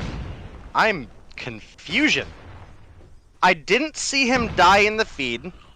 He's A long and killed somebody at like B dom with a grenade. Like, I guess just Hail Married it over the building or something. I'm gonna have to go back and watch. I'll have to go back and watch that one.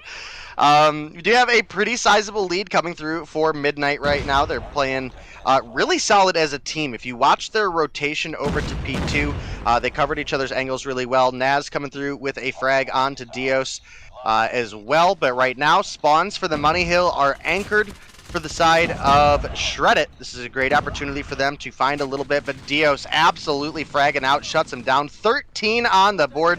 Does have the Annihilator available as well, but maybe gets a little too aggressive pushing out there and does get dropped. Snicks does take quite a bit of damage there, but is going to be able to get out and picks up an extra kill because of it. And this is kind of the double-edged sword of this map. You can get spawns for the Money Hill of P3, but unfortunately, if you do lose out in the gunfights, you could almost get yourself spawn trapped in the back of the map there. And that was what was happening to Shred It for a minute there. Fortunately for them, they actually do get spawned out, and now they're going to be in a good position to set up for next. But I didn't expect Midnight to come through with the fire that they are right now. It's Dios leading the lobby with 14 on the board. Kane not far behind at 11. And top frag for the side of Shred It right now is Sins with 13. And then we've got Nizia and Slaya at 10 apiece.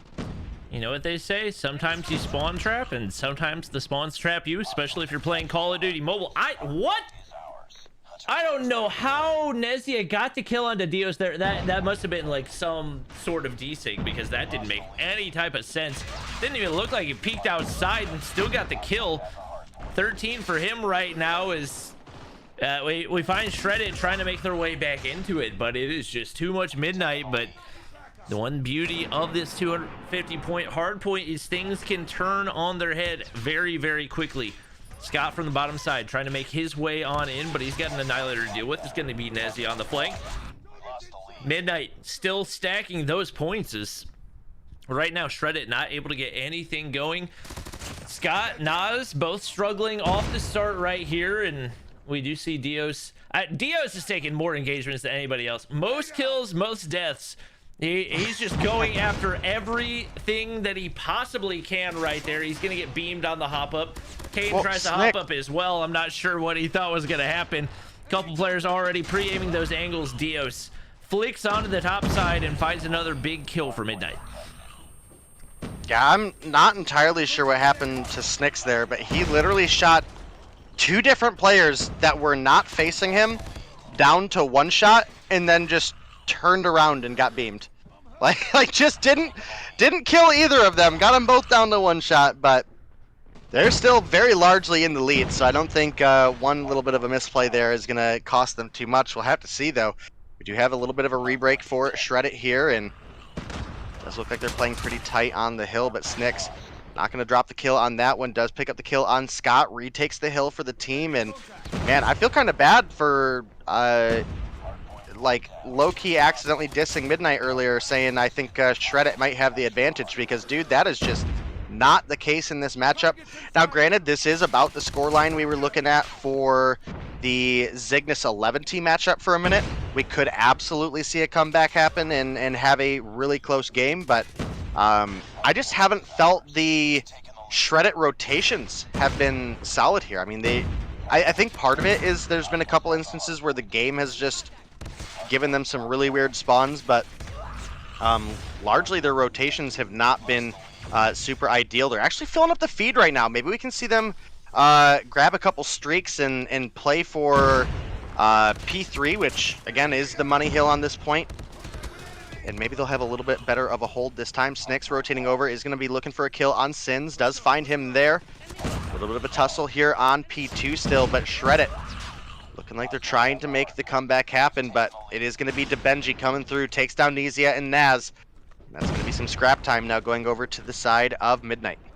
And that's not really scrap time that you can afford to give up right now if you're Shredded. You got to capitalize on every possible second.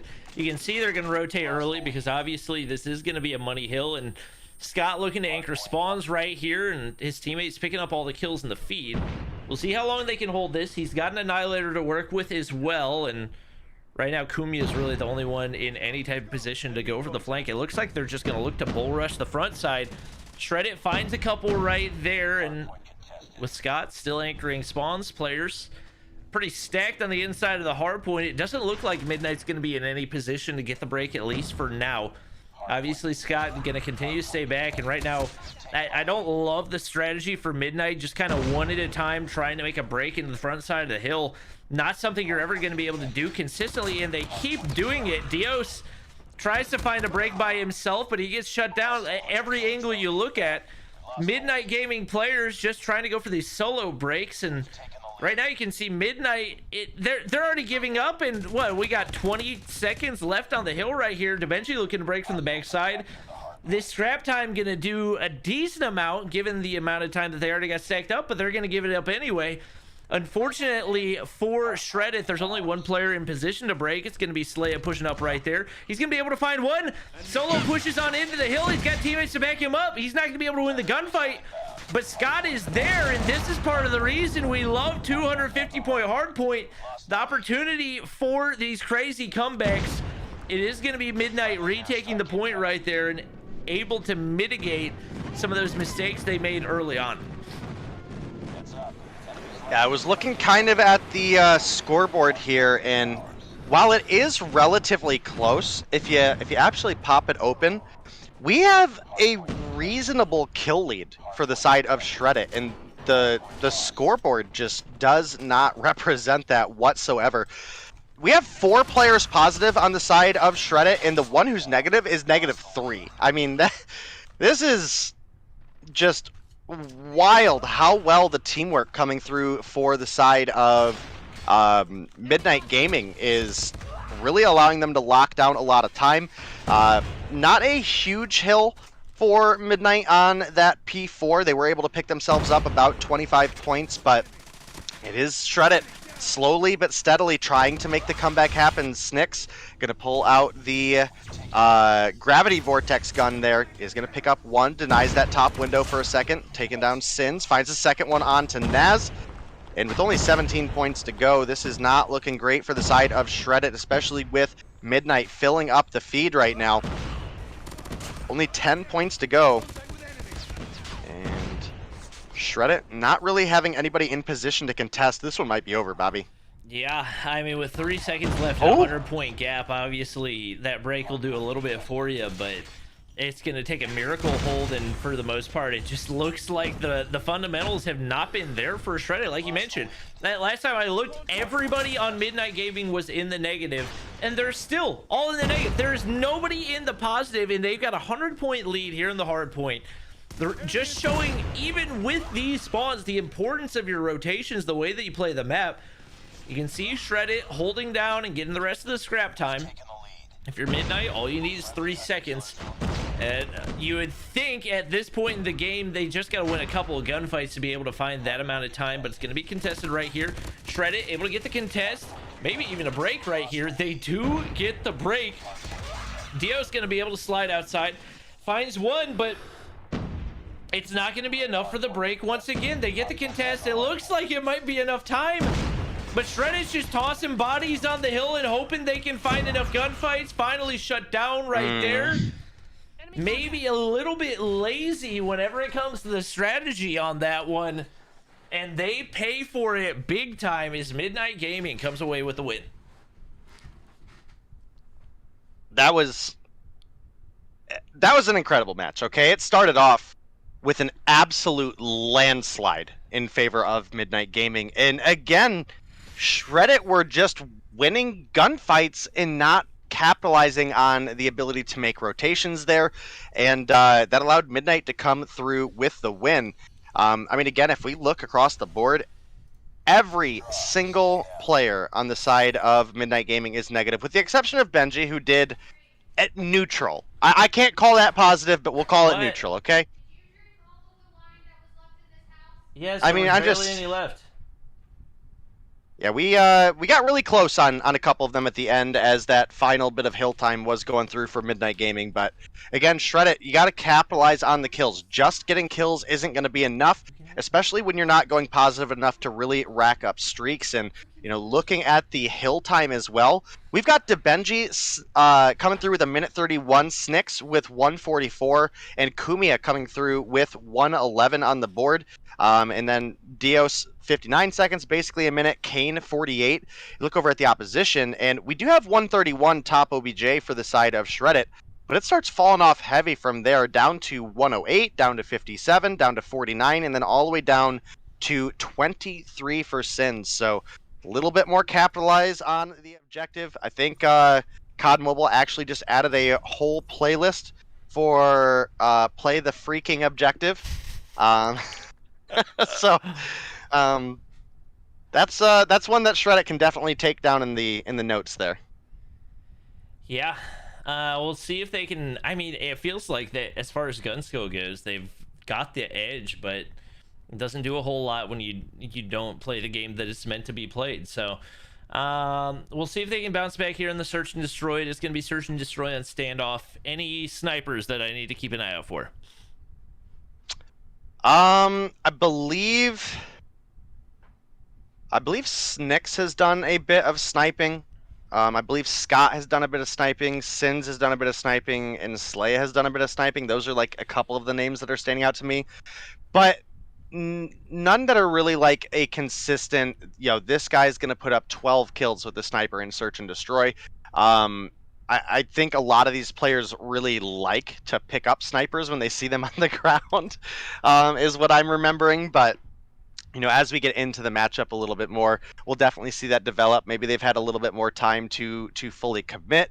And again, for some of these teams, a lot of the games that we were able to spectate was against teams that did not make it to this level of competition. So this is going to be a big test for the likes of Kumia, I know, is one that I mentioned, who didn't frag out as hard as I expected them to in that Hardpoint.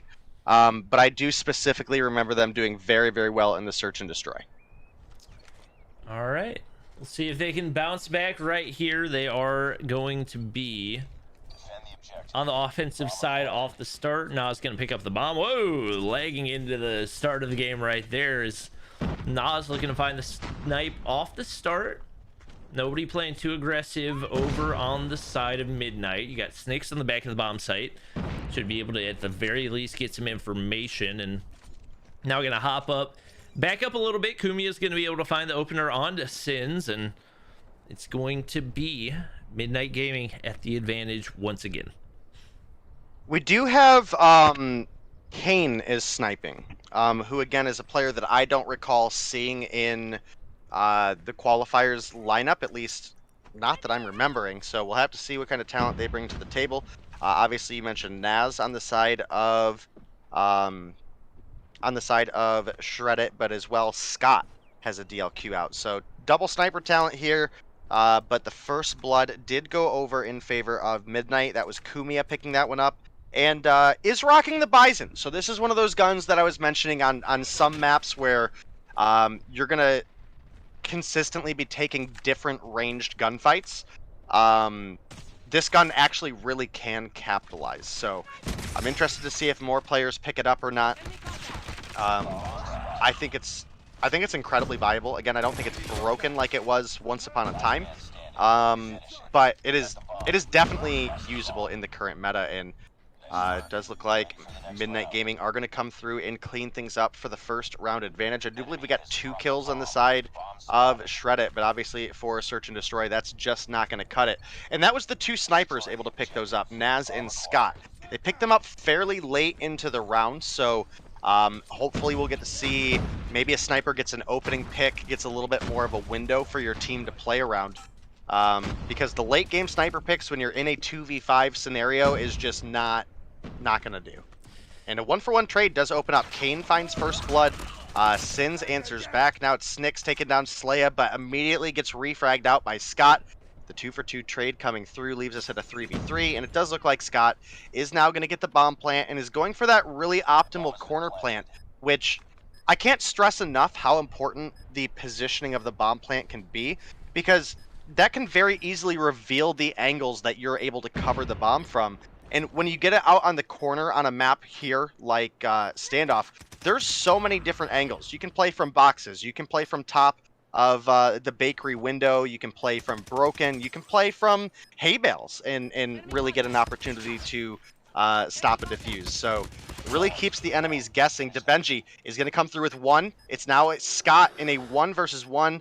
Does look like we're going to get a smoke out by Debenji, but Scott is just ready for it. Absolutely laces the kill, and that's going to be Shreddit, tying things up 1-1. I feel like he may have rushed that a tiny bit. Obviously didn't have a ton of time to work with, but if you throw the smoke down, maybe give it a second, make him waste a couple bullets. Nah, maybe. I don't know. Because he started pre-firing. I mean, obviously he's probably shooting because he saw the guy, but I think if you make him waste enough bullets, you time it right, there's a chance you get the ninja defuse right there. I'm not saying it's likely, but I think it's possible if you don't immediately jump the gun right there. It's going to be Debenji, backside of tank right there. Finds kill number 5. He's starting to heat up right now for Midnight Gaming. He and Snicks doing the majority of the work so far. One player lurking courtyard. It's going to be Nezia. Not able to find anybody right here, but he's all alone with Scott, and it's a 2v5 spotted out right there. Another easy kill for Benji, and now Scott all alone. Players closing in on all sides, not even going to be able to get a shot off. Strong round for Midnight Gaming right there. They end things quickly and still seeming to be in control. The one round that you do have going the way of Shreddit didn't look too terribly convincing. And obviously there's always the chance that maybe on the defensive side they feel a little bit more confident, but at least off the start right here, Midnight Gaming looking really solid. Yeah, I mean, you're absolutely right, and again, the teamwork alone coming through from them in that first game of Hardpoint really I've offended chat. Debenji is a girl. I said it was a guy. I apologize. If I remember, I think Debenji is that Annabella? Maybe the admins will let me know, but I think that's Annabella. Yeah, chat's saying that's Annabella. Yeah. Okay. I don't know who that is, but I believe them. I do believe that is the case. It is hard to see chat when you have the stream open on, or my mirrored gameplay on one screen, so I can see it not on a iPhone. So that is definitely one factor. And then I also have the rosters and the matchup on the other screen, so a little difficult sometimes in the current setup, but definitely something we will try to remember thoroughly. A lot of name changes this season too, not only teams but names, and that's something that we're gonna have to keep up with. I mean, in that first matchup we were looking at Mr. O is Just. He's competed under the name Just for like 5 seasons. What's with the name change, bro? But right now it looks like Midnight Gaming might be poised to pick up a 3rd round in their favor, Bobby. I think that's a requirement of being a COD Mobile Pro, is changing your name to something random for absolutely no reason at all. I think that's just part of the deal that they signed.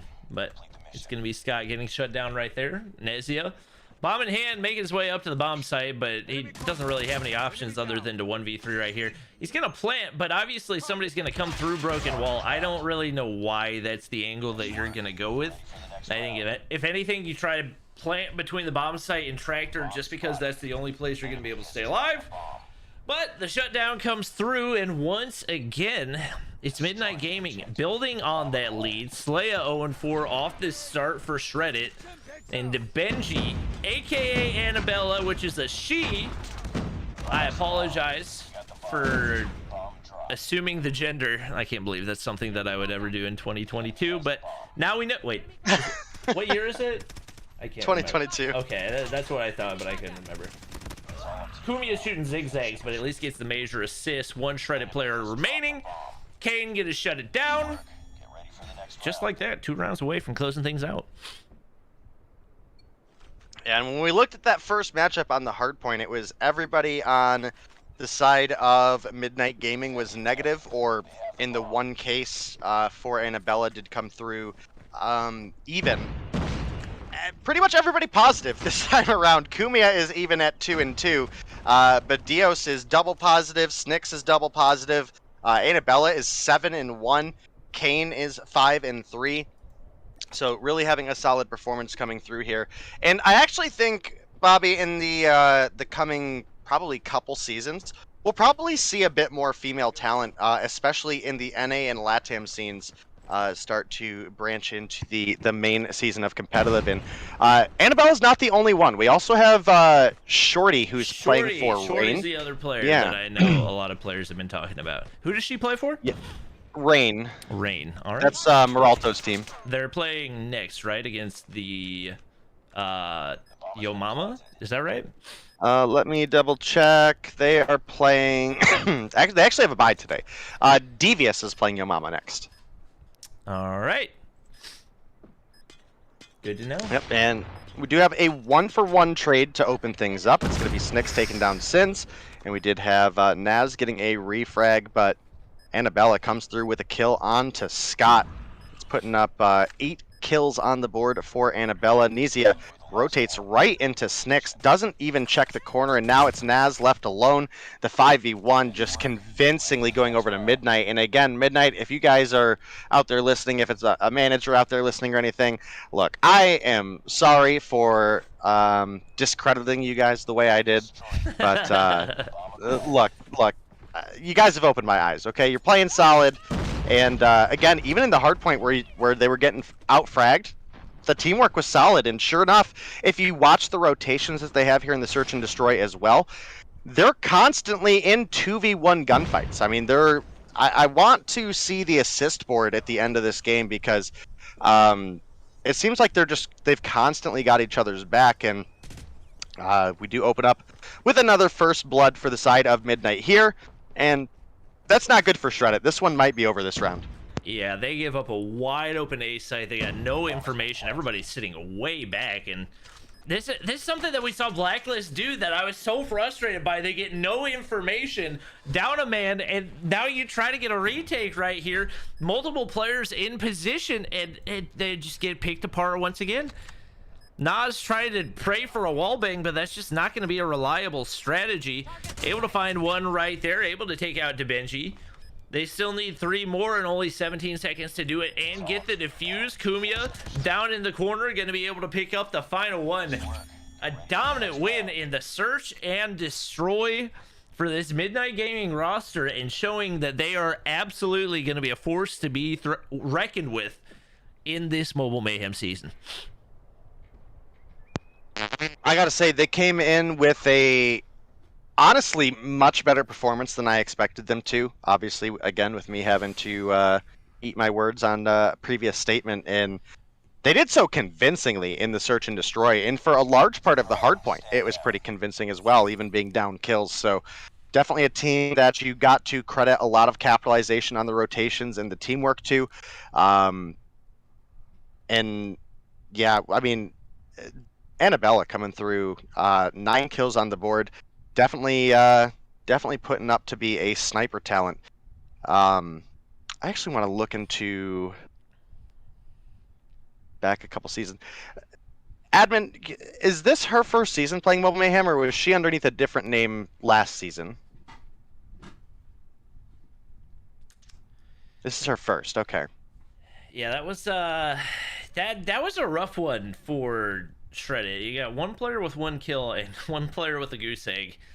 I mean, that's just never gonna make the cut. It's obviously you got to give big credit to Annabella. A lot of those big sniper picks right there, but all around, they just look like the more solid team, and I'm excited to see more out of them throughout the season.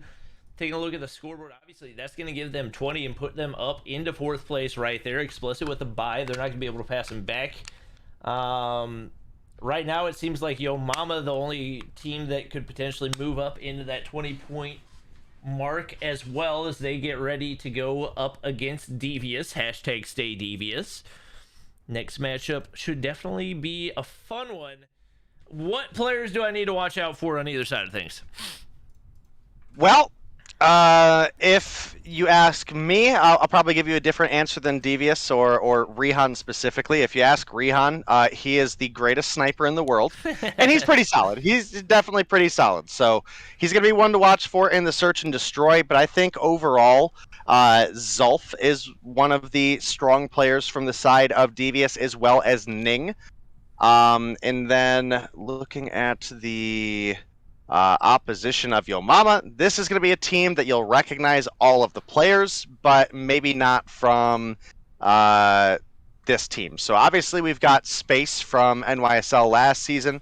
You've got Wally making a return to the scene. Solar Season, who was largely Explicit / Arsenal last year, and then a little bit of Mayhem towards the end. D. Annabella, who is Teabag, Raballo, Forsaken, and Vibin. So you should pretty much recognize all of those names, I would think. Okay, so I take that to mean that Annabella and Teabag they're like a COD Mobile power couple or something. Quite possibly. Okay. I would say that's their business, not mine. But okay. It does seem pretty public. So Okay. I think we could definitely make that connection there. All right. I mean, TrovoChat says the whole Devious roster is shooters, so I guess that's all that I need to know going into this one. Listen, that may be true, but consistency is certainly an issue there. All right. And following the rules is a very big factor for Devious as well. So have they got some DQs? No, not this season. Okay. All right. They're the team last season that all changed their names to some. Oh, that team. Okay. Yeah. Okay. I know. Yeah. I remember them. That was enough for Bobby to remember. That was all I needed. Good to know. Good to know. All right. Well, we'll take a look at our maps and bans before we hop into our third matchup of the night. Raid Hardpoint, Game 1, Hackney Yard, Search and Destroy, Game 2. If we go to Game 3, Standoff, Domination. Hackney Yard, Search and Destroy is always an interesting one. Yo Mama banning Hardpoint on Hackney Yard. Devious, hashtag stay Devious, banning Hardpoint on Crossfire. Neither of those too surprising to see. I think the Raid Hardpoint's one that I'm really excited to see, especially with the 250 point. A couple of money hills that can turn that on its head very quickly, so even if we start to see the lead build early, can't count anybody out, especially with this new format.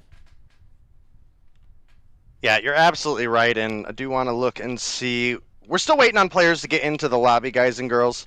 And we'll give you an idea of what the starting lineup is going to be for each of these teams. So far, I see for Yo Mama, who's the team coached by Zim, if you didn't know, Bobby, is going to be Wally, Solar, and Raballo, but that's all we've got in the lobby so far. I don't have anybody for Devious. Zim coach? Is he trying to be the coach? He's coaching Animus and Yo Mama. Okay. All right. So Animus from EU and Yo Mama from NA. All right. Good to know. That's I'm excited to see everything this season. I don't know what to expect from anybody, so we'll see what everybody's bringing to the table. It seems like Devious is just taking their sweet time getting in the lobby. Don't worry, guys. It's only 9:38 and we still have another matchup to play after this. No rush. Obviously kidding. We gotta respect my man's shift's time. I in hindsight, I should have just not given him a time, because you never know when a Mobile Mayhem matchup or night of action is actually going to end. Right, you could be on finals day and it'd be done in an hour. Exactly. But waiting on everybody to get loaded in for our. We will be third doing matchup. the spawn. It looks like is going to be normally on Mondays, though, guys. So don't get used to it being on Tuesday, especially with the longer nights that we have. Because I'm not looking to do that until 1 o'clock every night. Yeah. All right. So nobody's loading in right now. I don't even know if I have another ad that I can play right now. I might, but I don't know how to play it. Do you have the? I guess we're on like the last day of the battle pass. Do you have like the battle pass in the season 11 trailer? You know what? I'll show them the new battle pass trailer that just debuted earlier today. Oh yeah, heist. Woohoo! Good call. Call of Duty Mobile. One moment, chat. Wait. I found the Call of Duty Mobile channel. W's in chat. We will be playing this momentarily.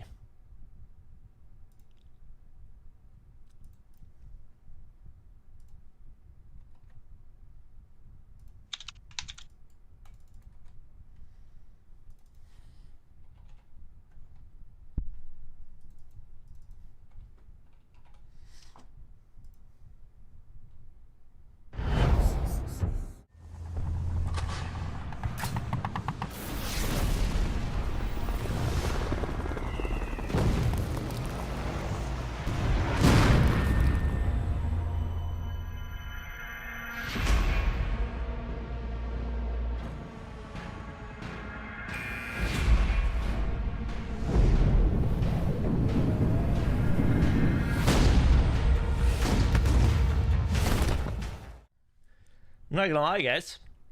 I thought that was gonna be a lot longer than 20 seconds. It's very short. It is very, very short. That was really short. All right, we're back. Just like it. Wait, what's playing now? Okay, apologize. Day, did you see the big news today? The Microsoft news? Yes, that news. Yes. What are your thoughts? It's interesting. I'm a little worried we might get a Steve skin in COD Mobile. I guess we'll see. Steve who? Minecraft Steve. Oh, I mean, I would be down for that.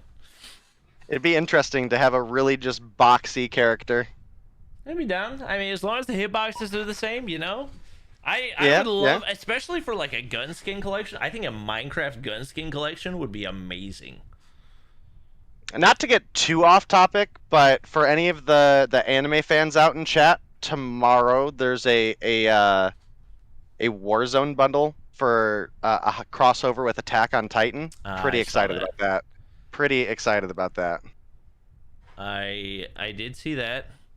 Not a big anime fan, but I know that. Actually, I don't even know that there's that many anime fans that are excited. I feel like people were unhappy. I don't know what he looked like in the anime, but I feel like people had a lot of complaints about him not looking the way he looks in the anime. Oh yeah, the operator skin, terrible. It just bad. But Okay.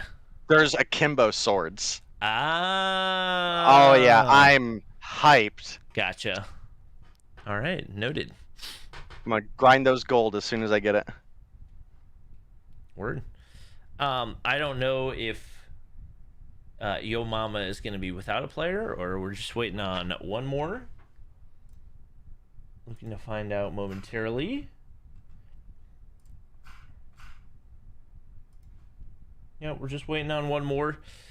Then we should be good to go. Starting rosters.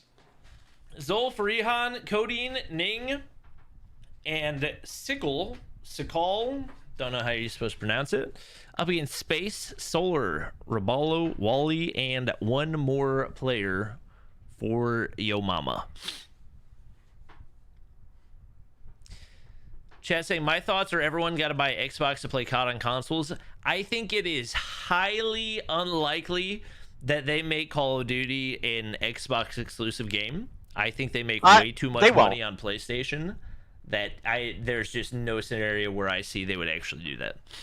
Yeah, I mean, as a financial aspect of it, it makes more sense for them if they own the title, because then they also get money from Sony to allow them to make that title for the game. So like there's a way deeper investment level than that, and that's one of the factors. As much crap as people talk about Microsoft, I would like everybody out there to know that Microsoft is single-handedly responsible for the reason that GTA is on multiple platforms. It was going to be a Sony exclusive, and I'm pretty sure, if I remember correctly, I think it was $70 million Microsoft spent to have it available on all platforms. Wow. So, yeah, that's one good thing I can say about Microsoft. Yeah, I mean, obviously every company has their flaws, but at least the start of 2022 esports for Halo has been really good. Minecraft, I mean, obviously Minecraft is Minecraft, so Minecraft's going to be popular no matter what, but I think there are a lot of really solid starting places for Minecraft being behind Activision, and especially if that means you get some major changes behind the leadership of Activision as well, which can hopefully help with the workplace culture. I think hopefully the purchase by Microsoft will be a positive for all Call of Duties in the future. Yeah, well, I don't see that being the case. Yeah. I don't think anybody needs to worry about that. If you do play COD console, I don't think your PlayStation is going to be obsolete for the COD scene. Don't worry about that. But and people asking, will they cut ties to Tencent? Microsoft actually announced earlier this year that they were going to have a strategic partnership with Timmy Studios, which is the studio of Activision that develops Call of Duty Mobile. So it would not make any sense to me. Tencent, right? Yeah, it's a subsidiary of Tencent. So it wouldn't make any sense for Microsoft to announce that they're going to partner with Timmy, and then once they buy Activision, cut ties. That would just be the most nonsensical thing ever. So I don't anticipate that's going to happen at all. Well, it does look like we have 5 players in for each team now, so we might be getting started in the game here soon.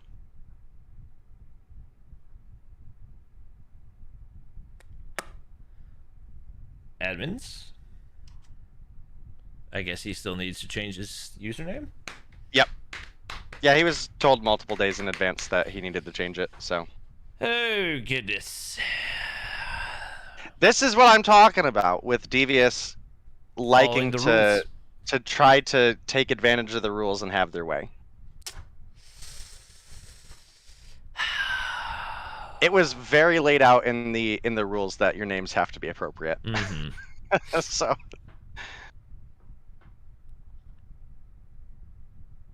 In my views, Microsoft would develop the game better. Microsoft is not going to be developing the game. I think that's one thing that a lot of people misunderstand. It's not that Microsoft is taking over development for Call of Duty Mobile.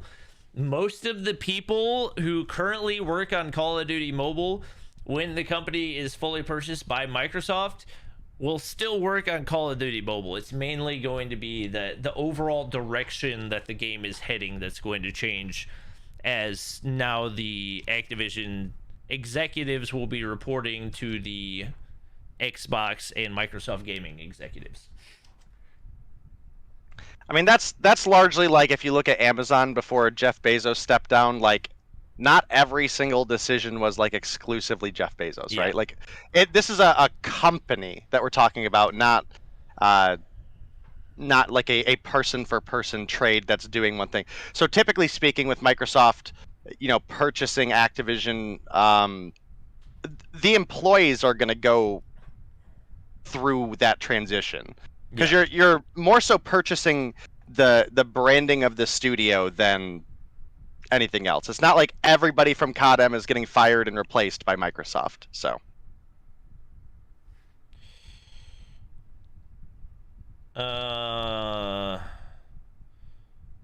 I'm telling Shift that we're definitely going to be late, so no worries that he's going to be late coming from his series. But they could potentially go to a Game 5, so if by some miracle this ends up being 2-2-0s and teams actually load in on time, then maybe we'll find a way to actually finish before Shift finishes his. All right. Still waiting for Cody to get in the pro. We might end up in a 4v5 right now. which I would not be too terribly opposed to, given how obnoxious Devious has been so far in just the first matchup that I've seen them in the season. I appreciate it, Akshay. Thanks for the 449. Glad you loved it. I love it too.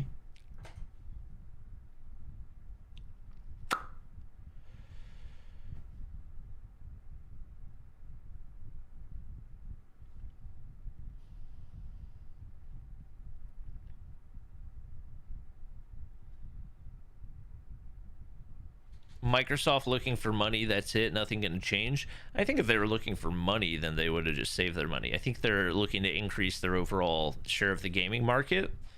And I think actually a big reason that they acquired COD Mobile is because, or called Activision, is because of the market share that COD Mobile has. And as of right now, they don't have any major mobile titles outside of the mobile version of Minecraft. That's a pretty fair point.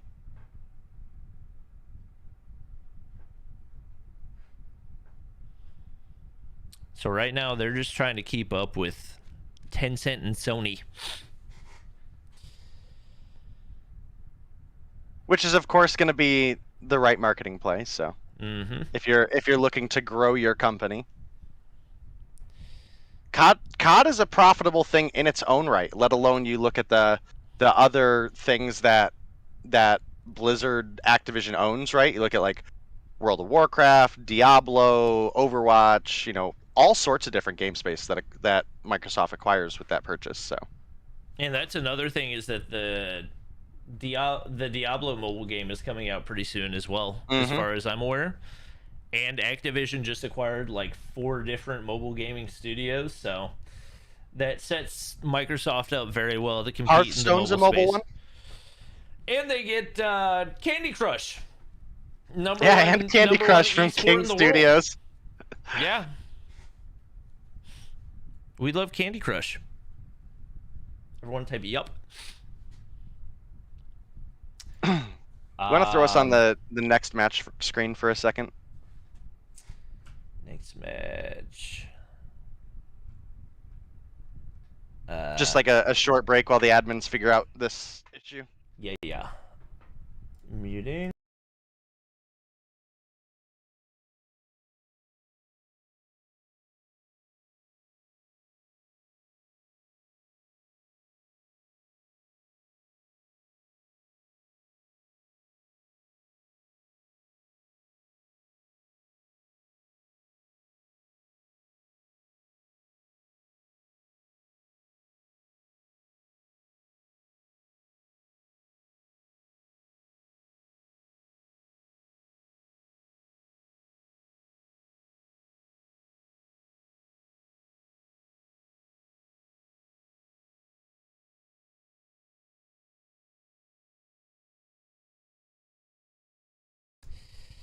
All right, we have somebody, it looks like subbing in. I don't know if that's going to stay.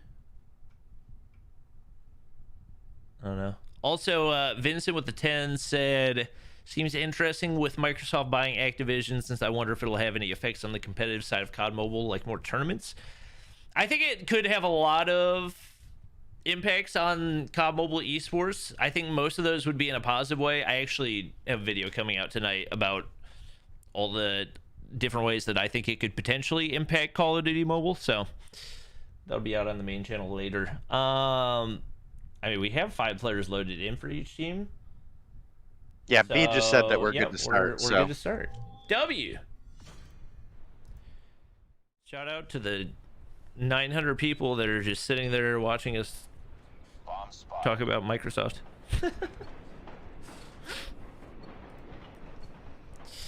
We're ready to go, and it is going to be a 1-0 lead off the start for Yo Mama. Yep, Yo Mama, definitely a team that me and Verdict had a pretty good time casting. So they're a spicy one. I definitely think they're one of the teams that has a lot of potential to be in that top 3, top 4 mix-up. I think they're... I think they're a little, honestly, in my opinion, I think they're not quite as spicy of a team as like your Seminole, for example. Obviously, Seminole is one of those teams that's just expected to be so and is absolutely stacked to the gills. You've got players from Seminole mixed with some players from Tribe, the Stage 5 winning team, but this is definitely a team that I can see through practice and through good coaching from Zim. You'll probably get into a situation where Yo Mama is throughout the season getting closer and closer to matching up to that and maybe even exceeding it, honestly, because again, Zim is a phenomenal coach. You could see that through the last season. The team that he coached throughout the year always found a way to like really work well together and came through with some really solid strategies. So I have high hopes for Yo Mama, and sure enough, D Annabella coming through with 2 opening kills. Sikal does get the refrag, the 2-for-1 trade in favor of Yo Mama. Does look like we have the bomb planted over at A. We're down to about 30 seconds left on the clock. And Devious are going to probably struggle to make the rotation in. This is one of those high-risk, high-reward scenarios. Beetle does find one under a Balo, but it gets taken down by Space. Oh my goodness, Space finds another absolute madman. If you would have hit that on his Zolf, I would have lost it.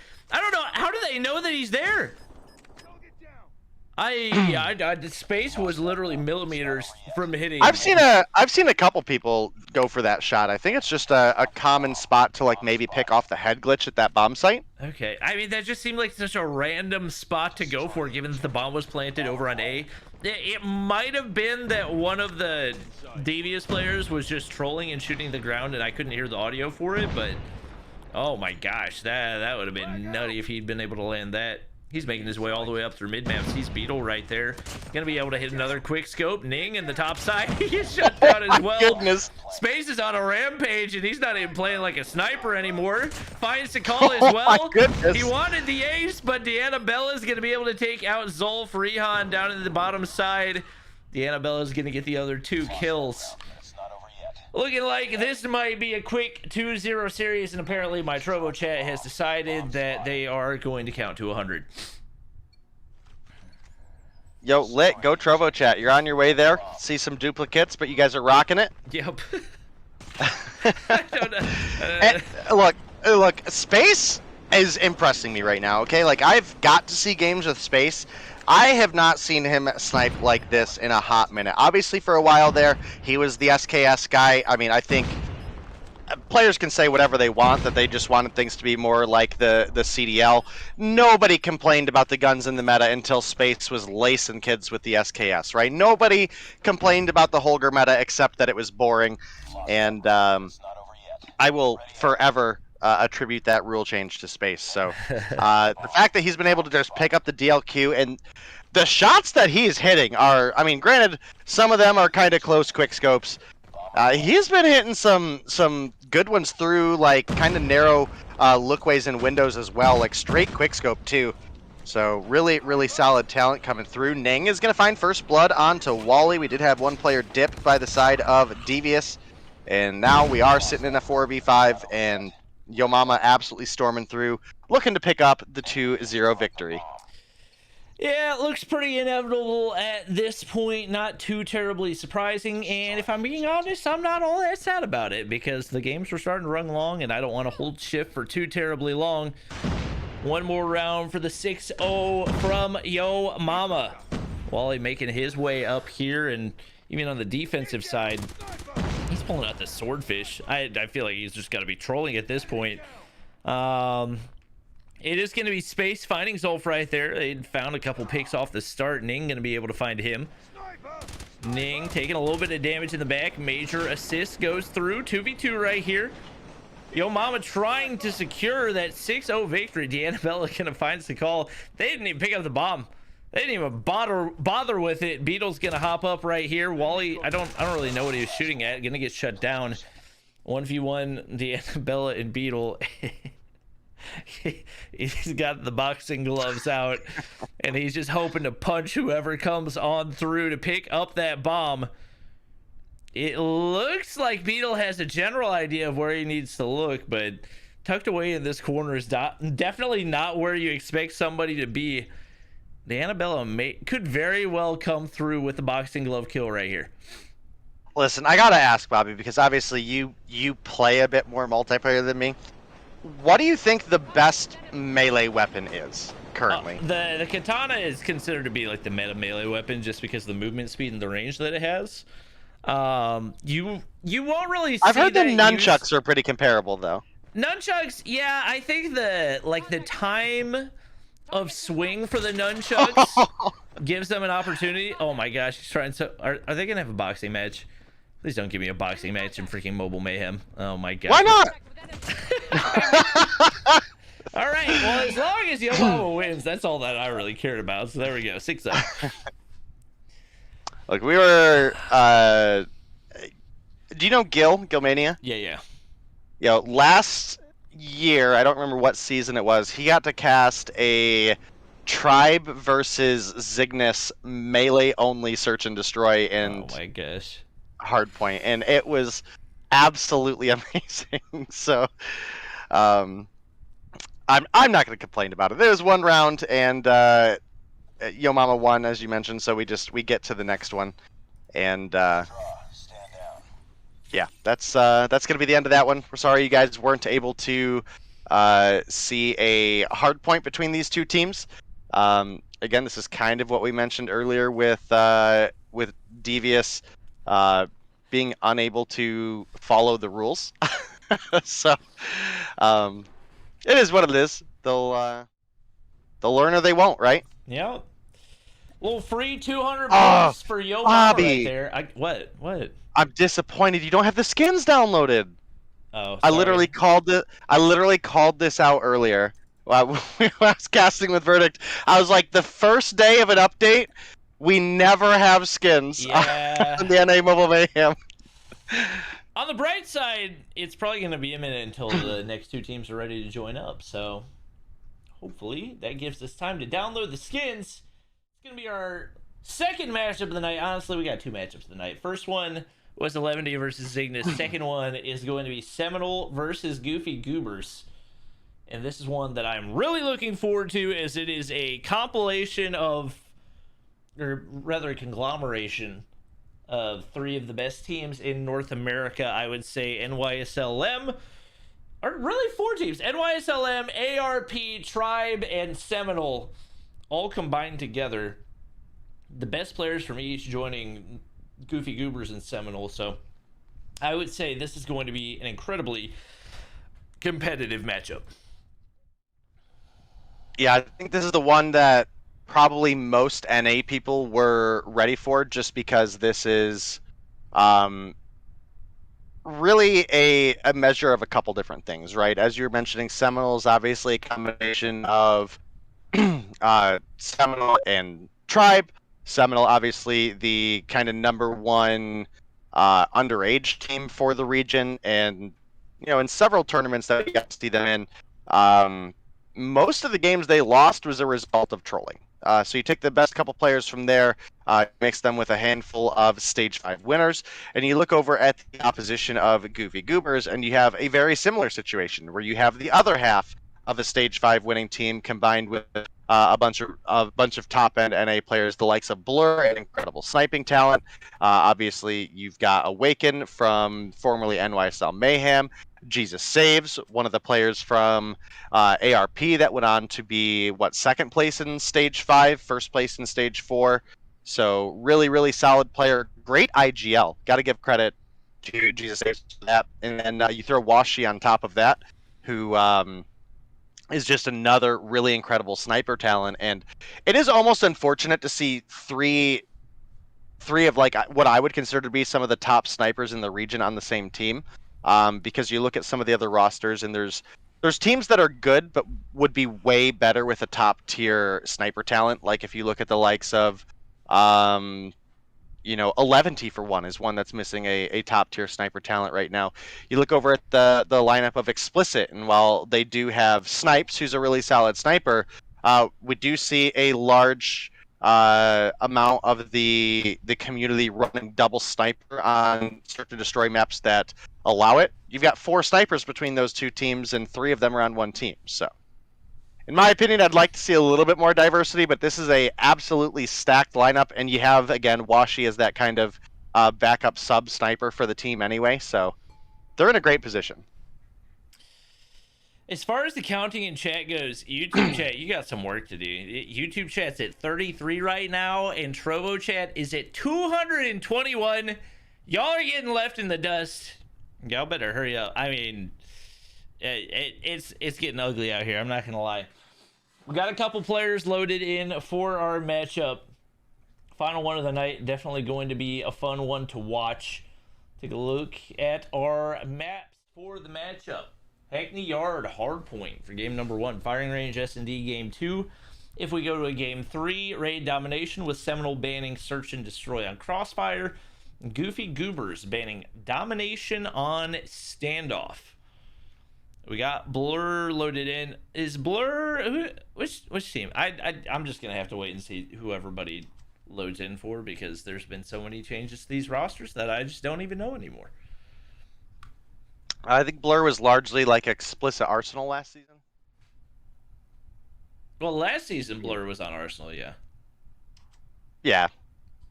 Yep, and that is another one of those teams that just did exceptionally well. And unfortunately, in the case of when they were Arsenal, kind of got in a, in my opinion, a little bit of an unfair situation with the whole stage 3 ordeal.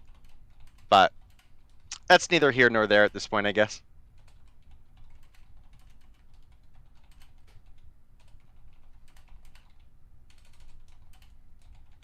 Sorry, I am tweeting. Status Quo. Status Quo was the last team name that he was under.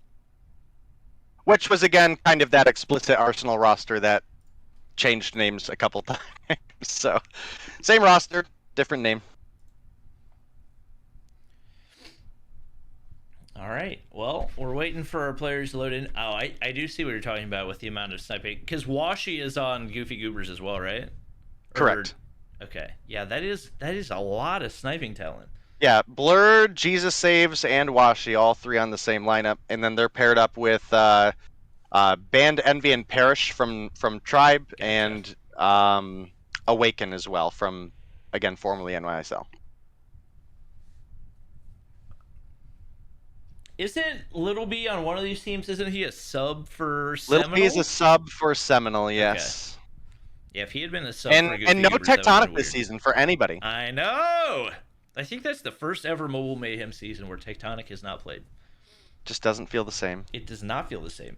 Even back to when it was freaking Omen Challenger Series. Even back then, we still had Tectonic. So weird. I would say it's the end of an era, but if I had to guess, he's probably not retiring. I think he said he was just mostly taking this season off, but he would return, if I remember correctly, from his last stream. I mean, he's still here. Like, he's hanging out in chat right now. Like, he's here, but just waiting on a couple players to join up, guys and girls, and we'll get you into the action. YouTube chat, you're getting lapped right now. Trovo chat has over a 200-point lead. They're at 275 right now. Actually, I think somebody got 274. They're 277. You guys are at 61. Yeah, y'all gotta get to work quick. Goodness gracious, this is the most bizarre chat I've ever had. Let me pull open your YouTube chat real quick here and see where they're at. They're slacking. Somebody tried to cheat and go from 61 to 63. Come on. Come on.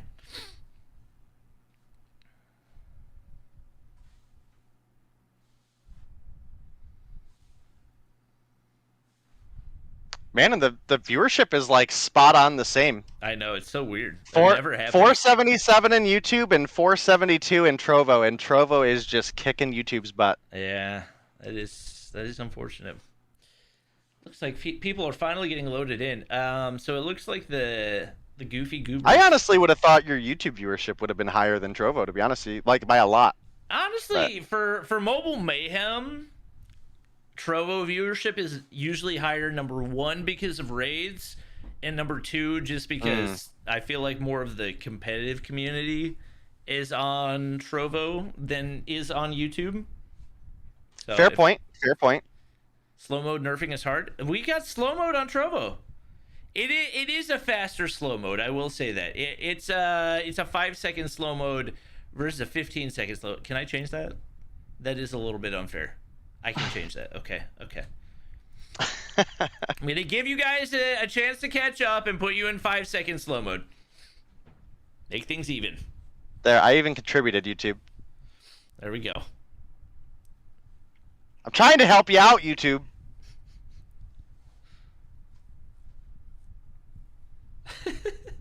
This is the weirdest chat. Trovo's at 313. I tell And you what, YouTube if I hasn't got hit 100. paid based off the amount that chat talked, I would be getting big bucks for Trovo chat tonight.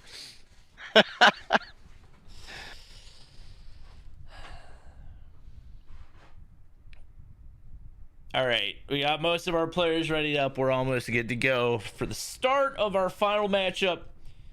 Reminder, afterwards we will have a special episode of The Spawn featuring the one and only I Hold Shift. And you. Yeah, well, yeah, but obviously You haven't been on the Spawn yet, that's true. I didn't even think about that. So this is featuring Bobby Plays as well. Touche. The Spawn. For the super chat on YouTube, no Tectonic because he's taking a season off. He was signed up for the Seminole roster, but was taken off of the Seminole roster for this season. I will say the Seminole roster with Tech on it was looking nasty. Mm-hmm. I was watching them play some games. They looked like they were going to be a major problem. I think they'll still be good, but with Tectonic, they were just a different beast. Because I feel like every screenshot I ever saw of that roster, Tech was top frag every single game. It was ridiculous. Pretty consistently. All right. Almost. Oh, and just like that, look at YouTube chat is up to 317,318. Wow, My very, goodness. very impressive Yo. how quickly you guys... All right, YouTube chat's getting out of hand. You guys just aren't even following the rules anymore. You're just saying random numbers. Come on, guys. We did officially hit 104, though. Nice. W. Woohoo!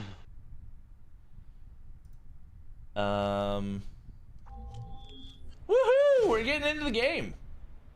Would you look at that chat? Finally, that seemed like it took forever. It did. But to be fair, the match before Admin, them were was we like... waiting on Vague? I feel like we were waiting on Vague. Probably. Oh, that reminds me. I gotta timeout Vague.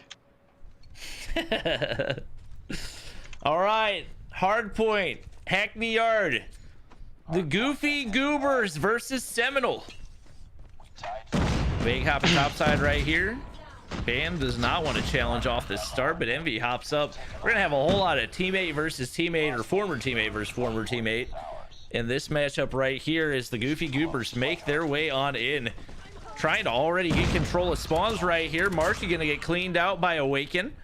Still got two to deal with, but the Mafe is gonna drop. It's only Bolu anchoring spawns right now, and he's got a very tough task ahead, especially with these Goofy Goobers already pushing up and applying that pressure. Oh, and he gets shut down by Blur.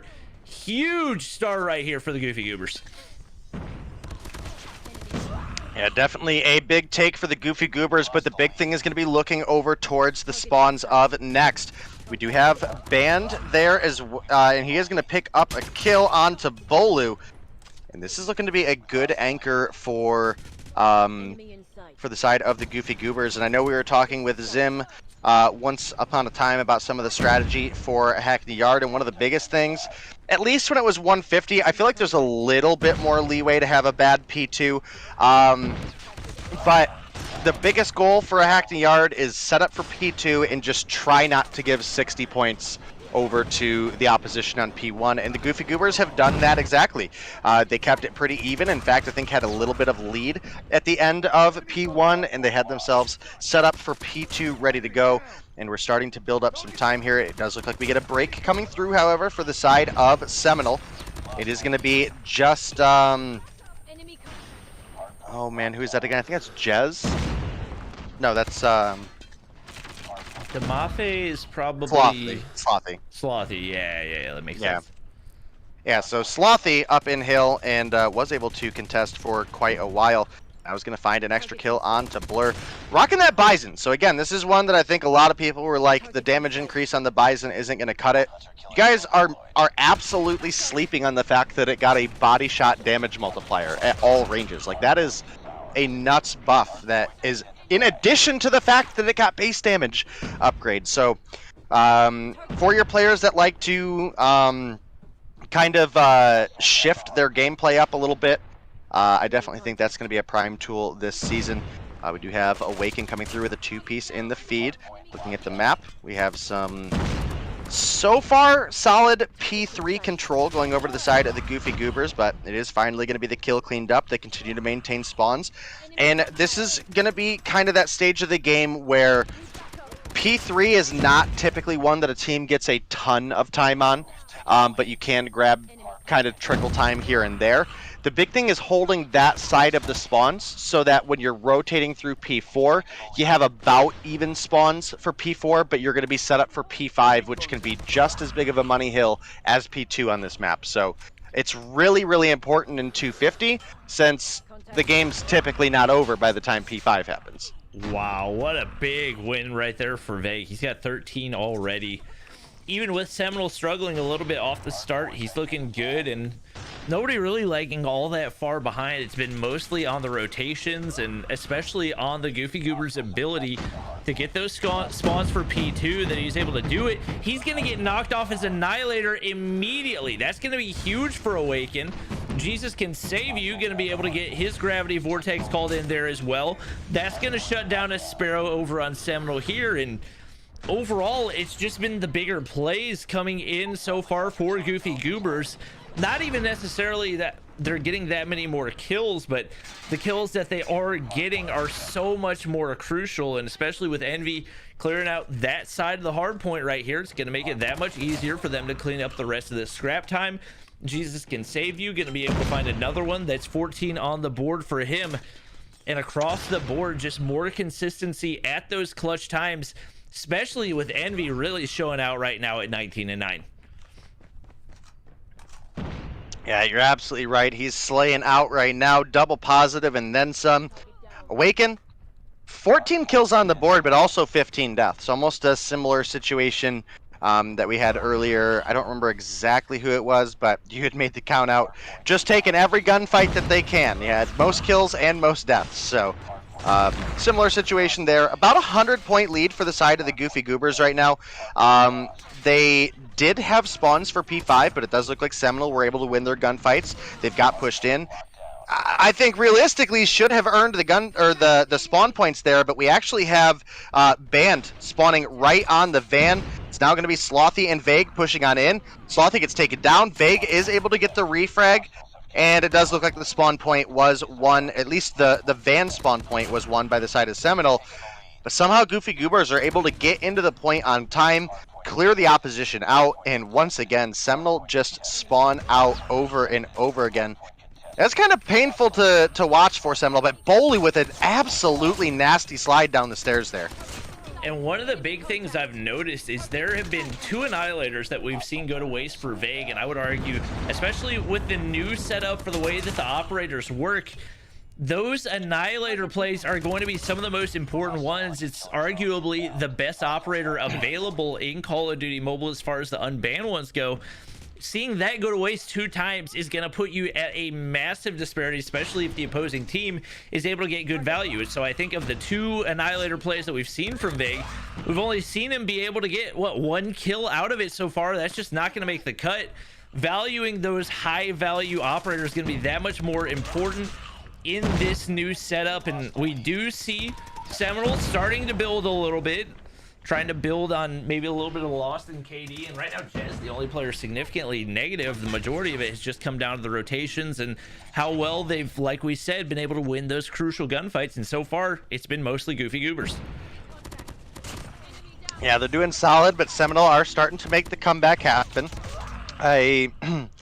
Obviously, I get to cast a lot in the COD Mobile scene, and I'm super thankful to do so. And gotta say, we've seen this same matchup in a similar scenario, and Seminole have been able to make the comeback happen. And historically, several of these players are ones that you and I, Bobby, would look at and say, these are guys that perform really well into the later stages of a game.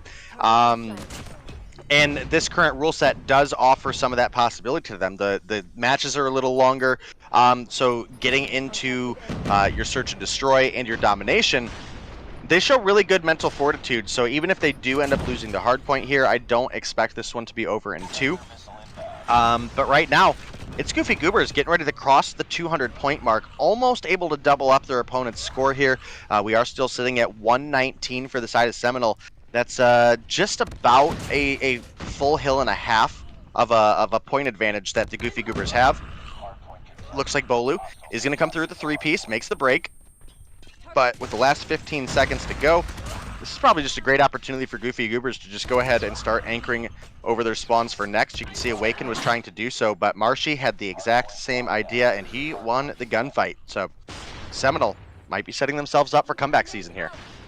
We had a really good hold right there for Blur, and like we said, one of the important things was getting good value out of those more important operators like the Annihilator. We saw him get the majority of those shots landed and made for a really easy P2 hold for his team. Jez looking for the flank through right here. It seems like he might be able to get Envy out, gonna be able to find one on the top side, but doesn't see the player that's actually up there. And now he's forced down to the low ground, and not an easy gunfight to take, especially with Envy now knowing where he is. It's going to be another player spotted out, and right now Seminole needs desperately to get this hard point cleared out and start racking up some time, especially with how close this is right now. Envy, huge gunfight win on the bottom side right there, and that should allow them to open things up on the hard point. At the very least, make sure that Seminole's not able to get any time right here, and with Jesus Can Save You already got his Gravity Vortex ready to go. Should be pretty easy once they get players on the inside to go ahead and hold for another 32 seconds if they use these operators correctly. Well, we'll have to see. Right now, we're 32 points away from potentially seeing Goofy Goobers taking map 1. But we're really realistically only a single hardpoint behind on the side of Seminole, and they look like they're getting into a good position to hold this P4. So I think the P5 spawns is going to be really one up for a battle, and right now it looks like Seminole actually have that advantage. Jesus with a brilliant slide, rocking the wrong skin though. Okay, probably going to win more of your gunfights if you get the Bobby skin over the Ferg skin, in my opinion. But yeah. I'm pretty sure Blur is supposed to be rocking the Bobby skin. Maybe I don't know. I 1v1'd him and I lost the 1v1, but part of the 1v1 is that if he won, he had to wear the Bobby skin for a month, and he is definitely not rocking it. So I have to have words with him after this. But woof, band at the top side getting it shut down right there, and I mean, Seminole staying alive. Oh, nasty shots from Vig. A whole lot of headshots to be able to win that one. It pre-fires the corner to be able to win another one. Trying to keep Seminole's hopes alive right here. 32 and 30. Bolu 37 and 20. I mean, they're slaying out crazy hard. I think they're actually in the positive in the KDs, but Goofy Goobers have just been so good with their rotations. But with that being said, Seminole's got control of the hard point. They've got topside control as well. It's a lot of easy gunfight wins for them. They might be able to tie things up, if not win it here. Yeah, and like I said, this is a team that performs really, really well into the late game. And if we look at the scoreboard, Bolu and Marshy getting ready to cross into 40 kills. Vague not far behind with 34. And the opposition's doing pretty solid too. You've got Blur at 35, you've got Band at 39, Envy at 34, and right now it seems like Awaken is currently struggling the most in this game, sitting at 26 and 41 and only has about 20 seconds on the hill, but Can they get the rebreak? Jesus is making the rotation over. He's on the hill contesting. Doesn't see Vague in the doorway there. And somehow we make it through a P5. We're heading back over to P1.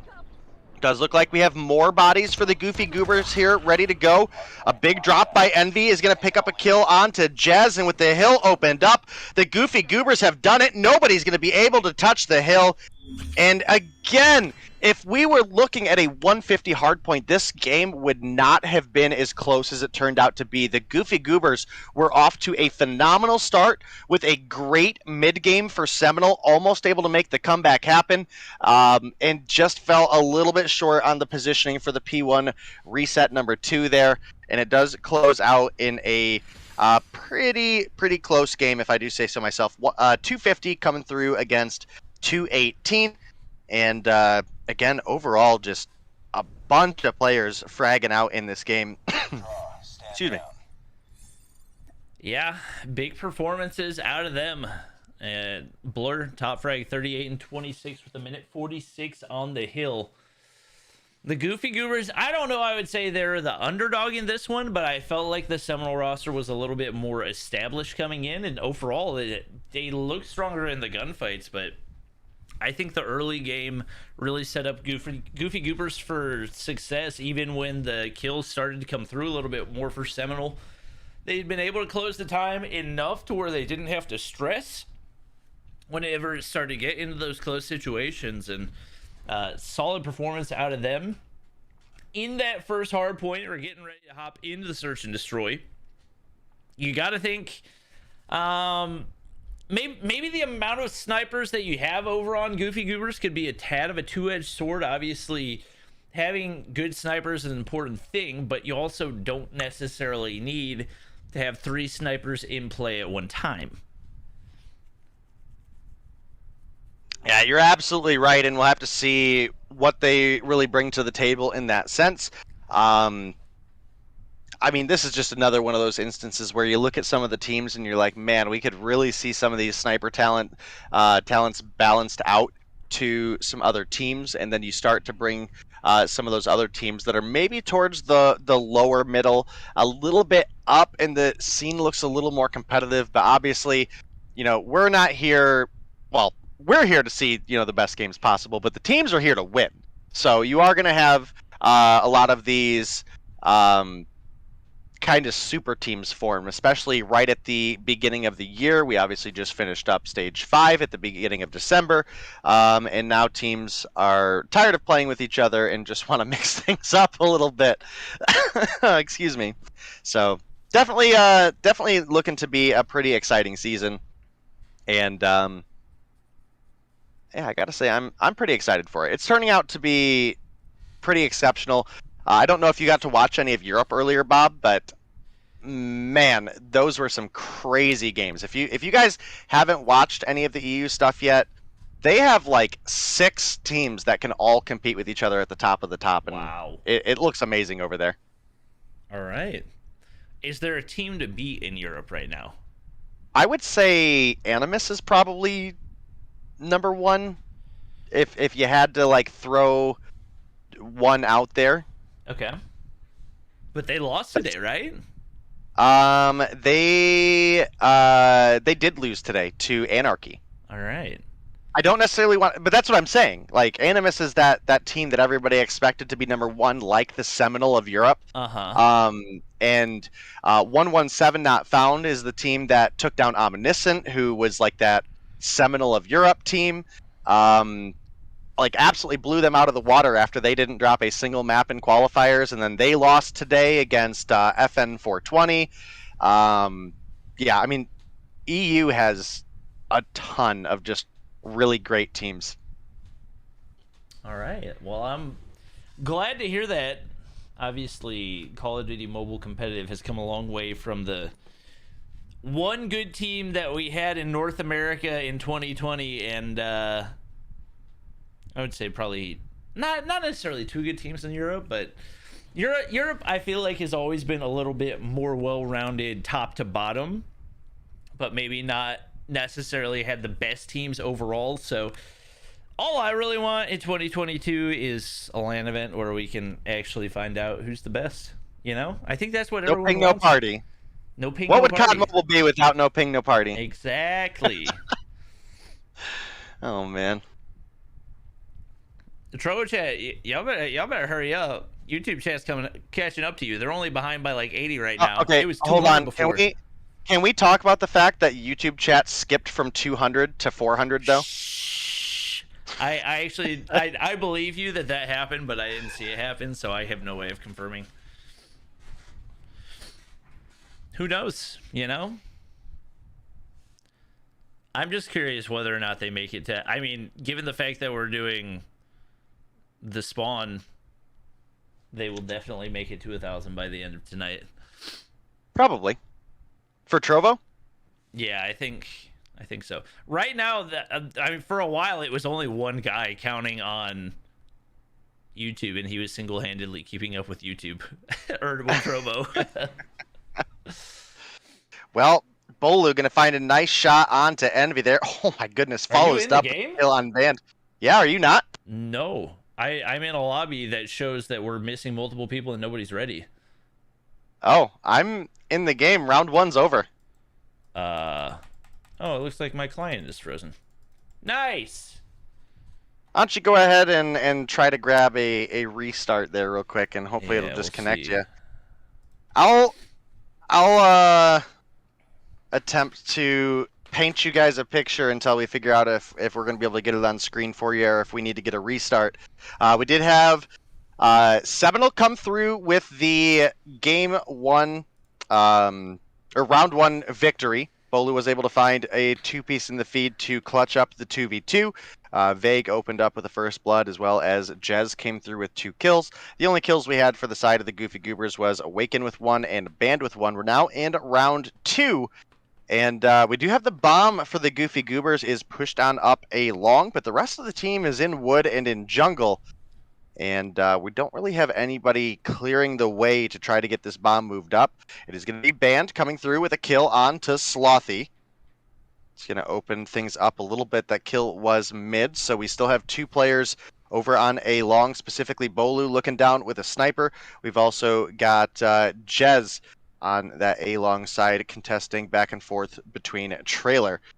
2 kills do come through. We've got Seminole now with the 1-player advantage. Fag takes down Blur and Jesus, and now it's going to be Envy left alone in a 1v4. He's got players coming at him from every direction, almost able to win the gunfight with Jez, but Vague was there for the 2-on-1, picks up the kill, and that's going to be a 2-round lead in favor of Seminole. Chat, there is no way right now you are giving me crap for the fact that the game stopped working. When I was in the pregame lobby, which Listen, always just looks to the confirm, same. we How am I are- supposed we to are- know? We are absolutely in the game, everybody in chat, so we're doing our best All right, to reconnecting, I think. hopefully. There we go. I think I'm on the way in. Well, I will be on the lookout for that Sniper God 82 connected. I am in. All right. All right. Well, yeah, that round, you blinked and you would have missed that round. I mean, it was everybody was alive and then everybody was dead. So definitely a big round for Seminole. They're leading 3-0 right now, which is definitely a solid lead, because I think honestly, I think Goofy Goobers is one of the best search teams in the region. So, Chat, obviously I was not watching the game. You think I was just sitting there in silence while they watch the game and count? Come on, guys. Come on. Cut me some slack.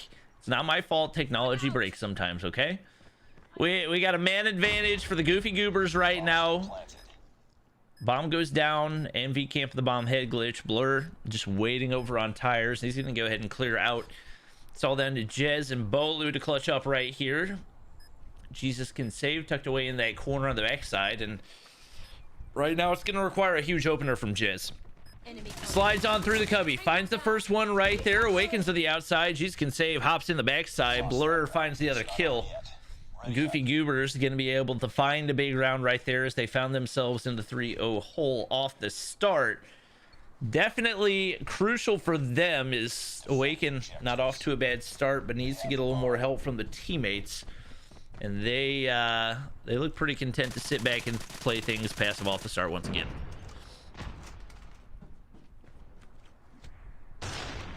Oh, I just got some info from Image that I'm gonna let you know, but I don't think I'm supposed to stay on stream, so that should be pretty cool. Okay. Oh my goodness, Verdict, that's some cool news too. I'm gonna tell Bobby about that too, don't you worry. But did have a round come through for the Goofy Goobers. Can they find one more to close the gap before we switch sides? That is the real question here. They're in a good position opening up with First Blood, and not only that, they find a second as well, as Band is able to take down Bolu. Absolutely lasered him. Type 25 still so strong in the meta. Marshy is able to answer back with his first kill on in the game, taking down Band, but Jesus and Awaken are there for the refrags. The gap is closed, and we are switching sides, but Seminole still in the lead. All right. It's looking to be a little bit closer on the search and destroy, and typically on the defense, snipers... honestly, I feel like there's not one particular side where snipers have an easier chance. We are going to see them come into play right here as Demafe, who has yet to pick up a kill, forced back toward the backside of wood and trying to find some options. Nothing really opening up for either team as they both wait on those snipers to come into play. Vague was one shot away from taking out Band through the wall right there, but not going to be able to take him out. Trophy system going to be out of the equation. It's going to be Bolu finding Blur, a player that obviously is not typically known for his snipes, but had a really dominant sniper presence for Tribe in their stage 5 runs. So that's going to be big there as well. However, it's now only Jez and Bolu left to defend against the 3 remaining Goofy Goobers. Bolu's going to drop all onto Jez right here, hoping the timing can go his way, but it is all players on the backside of Trailer. He's going to get spotted out anyway. Band takes him out just like that. The Goofy Goobers have tied things up 3 apiece. Yep. I think, is Sylvia doing trivia in chat for subs? That's amazing. That's Probably. amazing. That sounds like something she would do. That sounds like a Sylvia thing, doesn't I it? think she was just trying to end the counting. I think that's all she was doing. I don't know. I'm digging it. I'm sure you're digging the subs over there. Yeah, and Goofy Goobers are riding that hype and tied things up 3-3. The sides have switched. Awaken opens up with 2 in the feed. Bolu is able to get the refrag over onto Band, which is going to bring a 2-for-1. And now Bolu finds Awaken again. Gotta say, Bolu was definitely a sniper that when I think we first saw him snipe, we maybe had some inconsistency. It wasn't all there, but we saw him kind of continue to do it here and there over time, and he has really stepped the sniper game up. Rocking 8 kills on the board as a sniper, up against a lineup that has Blur and Jesus Saves, who are running a 2-4 and a 4-4 respectively. That is not an easy feat to do, so big shout out to how far Bolu has come on the sniping talent. Currently looking at a 3 versus 3 with a minute left on the clock. Bomb is in the hand of Jez, and it is going down on the B site. It's going to reset the clock to 45 seconds. Blur is able to get the frag onto Jez.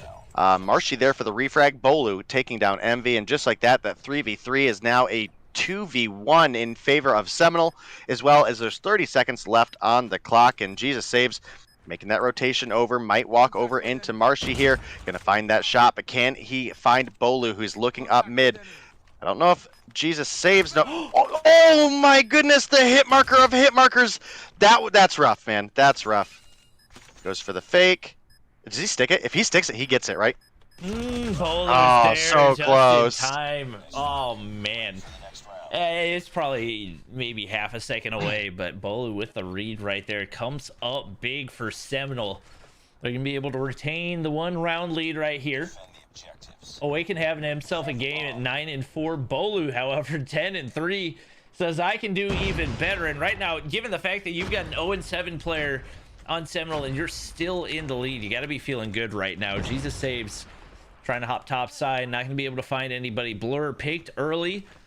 Big loss right there for the Goofy Goobers as everybody full sending on over to the B site with the exception of Bolu in the top side, but he's going to be able to find Band as well. The Goofy Goobers getting picked to pieces. Now Jesus can save you all by himself, and fortunately for him, he's getting pinched from both sides. Jez going to be able to find the frag. Seminole 1 round away from clutching up right here and pushing things to a game 3. Would be really big for the standings, especially as that would, at the very least, allow them to have a chance to tie, if not avoid the 2-0, which I think is ultimately what they are really looking to dodge. Jesus can save you over here, but Blur unfortunately picked by that nade. Jesus can save you, not land the shot over top of the head glitch. Marshy pushes up. He doesn't even care. He's going to be able to get the kill as well, and now it's all on to Awaken and Envy. Trying to clutch up right here, but Marshy's the only one. Oh my gosh! Awaken, Envy, and they picked him off so quick. It looked like they were going to be a man down, but it was actually a man up and an easy closeout. You are absolutely right. We're still on match point for the side of Seminole, but Goofy Goober's not going down without a fight. Are we going to see a round 11, or are we going directly into that game 3? Well, that is up for Seminole and Goofy Goobers to decide. It's going to be Slothy opening up with first blood onto Band. Definitely a solid target to take down. Dude, Awaken was like bottom frag, most negative in the game in Hardpoint. When did he get 14 kills on board? He's 14-5, dude. I mean, he's been having a good game, but they must have picked up a whole lot of those last round because he was. I feel like last I looked, he was like 7-2, and I was like, okay, he's doing good. No. But... He was in double digits a couple rounds ago. He's been having himself a pretty good game, but I think he had 9 the last time I looked, so he must have had a pretty solid couple of rounds. One player picked already, 2 picked for the Goofy Goobers. Even with that happening, you can see Seminole still playing pretty slow, but 2 players creeping their way up. If Awaken had maybe played that a little bit more patient, let one of them run by, he could have very well found 2, if not 3 right there. Maybe a clean nade over top from Blur, but it's not going to land onto Marshy. It's going to require them to clutch 2v3, and with Jez finding that pick, Jesus can save you all by himself. Not gonna find that shot. What? I don't know what Jez. Yeah, I don't know really what Jez was doing there. He's just. He tried. It seems like he trusted his teammate a little bit too much, and it did not pay off. Jesus can save you. Not gonna check bathrooms, and they're not gonna make him pay for it. They seem very content to play that as passive as possible. Marshy spotted out.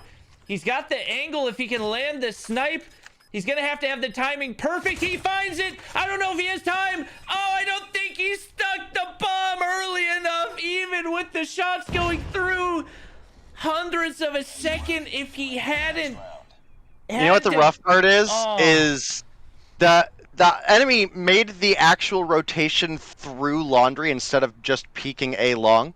I think he could have just flat out had the defuse, to be honest with you. Oh, that's pain. I think if he hadn't double diffused right there, I think he would have had it. I think if he had stuck it on the first one rather than accidentally double tapping it, probably would have had it right there, but just barely not able to make it happen, and that's going to push us to a final game 3 of the night. Sylvia, thank you for all the gifted subs. Yeah, Sylvia killing it today with the gifted subs. But in this matchup, man, this was a solid back and forth. I'm glad it ended up being so close because, again, these two teams, while a lot of people will say Seminole is just the #1 team in the region, Goofy Goobers absolutely cannot be counted out. The hardpoint was phenomenal between these two teams. Almost saw the comeback for Seminole. Get into the search and destroy. Almost saw the comeback happen for Goofy Goobers. Now we're getting ready to jump into the domination, which is certainly going to be a fun one. We talked about it a little bit earlier. You get kind of a slight blend of what is the respawns of Hardpoint with the static objective of search and destroy. And the last respawn did go over to the side of Goofy Goobers in a long, hard-fought battle. But what is going to be our last map of the night at this point is going to be a raid domination. So Getting excited for that one. All right. Well, the clutch up. Oh my gosh, that could have been oh my gosh. Just imagine he hits the wall bang and gets the defuse right there. I think the timing was just perfect, but I'm kind of wondering. Obviously last year is fine. You have like coaches that coach multiple teams. What's gonna happen this year if we have a LAN event and there's coaches coaching multiple teams? What happens with that? More power to you, I guess. I don't know, man. All right. Good luck. So I don't really see it being an issue. I don't think it's an issue if those teams don't face each other in LAN, but I guess that really just depends on how the setup is, because this previous stage 5, which was like LAN-ish for some of the teams, was very round robin within the groups, right? So that could be really weird if you are coaching two teams and they face each other, right? Yeah, so, that's kind of what I'm thinking. Yeah, that'll be interesting to see. All right. Well, guess we'll find out when the time arrives. Just waiting for our players to get ready up, and we'll be good for the final game of the night, Raid Domination, which will be followed by a Trovo exclusive episode of The Spawn with Day and Shift. YouTube, make sure you guys hop on over to Trovo after this one. Should be a fun one. Hopefully Shift hasn't gone to sleep because we took too long. It's only 10:45. We're fine. Who needs sleep anyway? It's overrated. He's a gamer. He's here for it. Exactly. Just waiting for Bolu to ready. We'll be good to go.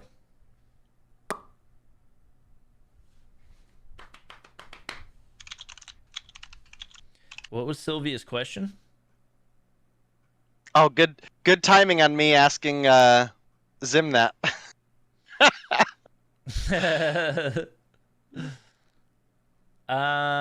Who is the MVP for stage? He's got X set, rep the set. Who is the MVP for stage 4 Japan? The winner of Japan was... It was not Vox. It was Scars. I don't remember the names of any of the Scars players. Yeah, I couldn't even answer that one. Well, you didn't cast that, right? Well, no, but I watched partied it. Well, yeah. Honestly, Unlucky is the only Japan player that I can remember. Well, Scars won, and that would have been Tian, Ryu.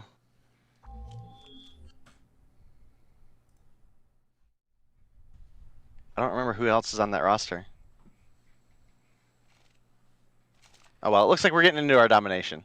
Chat, you guys will probably Google it. Good luck. Countdown. True. Thank you for $2. All right. Final game of the night. Who will come out on top? The battle of the powerhouses. Do we have a... I could have sworn that guy had 2 concussion nades, but maybe I'm tripping right here. Oh, my concussion sound effects. I don't know if that's the right name of it. Demafe gonna find an opener right there. Had a pretty slow search and destroy. Comes out guns blazing here up against the Goofy Goobers. Some early progress going in for Seminole right here. Another player picked from Top Laundry. That's the one location you want to hold down, and it looks like the Goofy Goobers are going for the AC split. A little bit unusual. They're gonna get wiped off of C right there, but with the Mafe backed on up. 3 players wide open to make that push on over to B. That's going to be the big opener for the Goofy Goobers.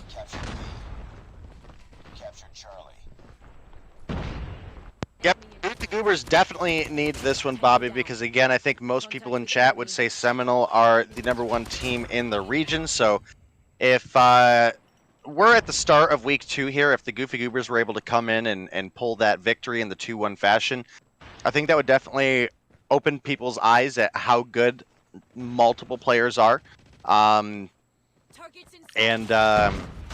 you can't just you can't just look at Seminole, who, you know, has a couple players here from the original Seminole, which is going to be your Slothy, and Jez and Vague, and throw Bolu and Marshy and just call that a #1 team. I mean, they are a super solid team, but you know, we don't get to see all of the scrims. We don't get to see, you know, you guys don't make it to every single tournament where you see these teams go back and forth. And right now, you do got to look at the fact that we have the strong side for the side of the Goofy Goobers, so we do expect them to have a lead here in the first half. And wait, no, they don't. I was looking at the teams backwards. We actually have Seminole on the strong side, so we should theoretically expect them to have an advantage. I don't think, again, this is a map where you have a side that is slightly stronger, but I don't think it is as decisive as like a Crossfire Dom, which I'm so glad we don't see anymore. Well, I believe they flipped it. I think that there's a triple cap coming, maybe. I believe the Oh, the gravity Goofy Goobers vortex! flipped Oh, man. Jesus almost making a giant play there. it. Awaken having a pretty slow game so far. I mean, and not even necessarily a bad game. Once again, just a slow game, not finding a whole lot of engagements. 4 and 4 right there. Oh, turns onto Vague. Demafe pushes up. He's going to get shut down as well. And once again, it just shows the importance of the timing of the kills that you're able to find. Awaken now on a 4 spree right here, trying to build some of those streaks. Sparrow comes out, but there's a player on the inside of the kitchen that's going to be Jez. And right now, Seminole is getting slayed out pretty hard. Demafe, who's struggled significantly in Search and Destroy, opened up with 1 kill, I believe, and has only found 1 since then, alongside 10 deaths. Not really what you're looking for in a team of this caliber. And right now, Goofy Goober's just decisively in control of this game. Yeah, I mean, right now, they are absolutely rocking it. And again, from the C side, which is typically speaking not the side that pros favor on this map. So a little bit interesting, but the B cap does come through for the side of Seminole. They'll be able to narrow the gap a little bit, but with only being 5 points away on the side of the Goofy Goobers, we're going to be looking at a like 100 to 68 or so, 67. So they'll have a 33-point lead going into the second half, and it'll be interesting to see what side they play for. If maybe I just missed it, but you said they flipped C? I believe they did. I'm not 100% on that. Yep, they did. That feels weird to me, but you are right, sir. More power to them. Maybe they're just more comfortable on this side. Maybe they like the angles better on this side. Yeah, obviously, there is more to the C side than just the overlook onto B, so there could potentially be some angles that benefit them in the way that they're able to play it. But like you said, usually pros do tend to favor that A side. Jez trying to push in through mid, and Blur pulling out the Annihilator. We talked about the importance of those super powerful operators. Obviously, only one is allowed per team. Getting some good value right here, but Jez around in the corner with a death machine of his own, and be able to find a big one. I believe actually the trophy system from Vague was able to at least get the kill on to the Sparrow in the hands of Seminole right there, but a pretty wide open B flag for the Goofy Goobers once again. A little surprised they haven't capitalized and taken control of it, but Jesus can save you on a big flank right here. Might be able to find some big frags. Jez there to shut it down. And with them not capturing B right there, could be an opportunity for Seminole, but they need to make it happen quick. Yeah, you are absolutely right. B progress starting to come through. Almost closed out for Seminole. They do lock it down. We're obviously not anywhere near triple cap territory, so this is a position where we have to see the Goofy Goobers capitalize on either an A flip or the B flip if they're just blatantly more comfortable with C. So we'll have to see. They played well from the C side last time. Vague comes through with a 2-piece with the Pred missile. Oh, Awaken just in absolutely concussion city right now behind this van. Oh my goodness, that reminds me of the clip from Space last season where he just ate like 6 concussions in a row. Jez gonna find that kill. Big B lockdown progress for the side of Seminole so far. This is now a 24-point game, narrowing the 34-point lead that we had going into the half. 3 minutes on the clock. Not a factor right now, but again, if this gets a little bit scrappy toward the middle of this round, we could absolutely see time be a factor. I think we've already seen it once today, where time would have been a factor, so pretty huge there. Yeah, Seminole just have control over Laundry, control over Rings, and that is locking them down the B progress. And does... Oh, is this spawn flip? We had Blur spawn in pool. We have several players of the Goofy Goobers pushed on up. It does look like the A flip is going to happen. Oh my god, they pushed off for a second. Lightning Strike coming through for Vague. Takes down 2 on the hill. That's going to give the spawns back to Seminole. And that is just disaster strikes for the side of the Goofy Goobers. Maybe they can capitalize on some B progress while a couple players of Seminole are back at A, but they need to make it happen soon.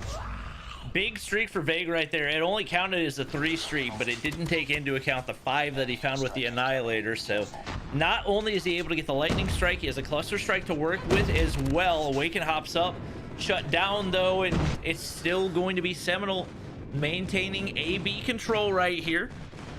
Awaken looking to get some mid-map control, and Demare going to be able to somehow win that one. Band able to find the trade. For Goofy Goobers, you got to work quick right here, and that Sparrow going to be able to find the shutdown onto Jesus can save. He's in a tough spot to take out. Band trying to be able to clear him out. Awaken going to get taken off that B flag as well, and Bolu's just in a really tricky spot right now. Finally spotted out, but Jez in topside control as well. And the map control just so consistent across the board for Seminole. Demafe heating up significantly more from what we saw in the first half. I think we saw, what, 2 and 11, now 13 and 22. Obviously, still not a great KD. And oh, look at B! It's a 1/10 of a second away from getting complete control. Blur's gonna pull out the Annihilator. They're able to get it right there. Even despite how strong Seminole has looked for this entire half, Blur gonna be able to find a 2-piece with the Pred Missile. He's got a Cluster Strike to work with as well. He's looking to see if he can help his team maybe get a triple cap right here. Players running on over to C. He's gonna go ahead and call it in over there if I had to guess. I think he's just using it as UAV right now. And that might be the move, as nobody's going for the push on B. They are, but he's not looking. He's not able to take out Bolu. That could be disastrous, but he calls it in time. That is absolutely rough, and with time ticking down, 19 seconds on the clock, I think the Goofy Goobers are done it. I don't think, yeah, I don't know it. Oh my god, they get it? I just don't know if it's going to be enough. Oh, it's, the yeah, clock! it's... I didn't see the clock! Yeah, that's what I was talking about. Time could be a factor, and sure enough, even with the triple cap there, they wouldn't have hit the 184 points that they needed before the time ran out, and the Goofy Goobers, in a incredibly scrappy raid domination, are able to bring the series to a close with the 2-0 victory. And like I said, there are definitely a couple teams that compete at the top of North America. A lot of people would be just looking at Seminole. But Goofy Goobers is also a team that has stage 5 winners, and you cannot sleep on that talent that they bring to the table.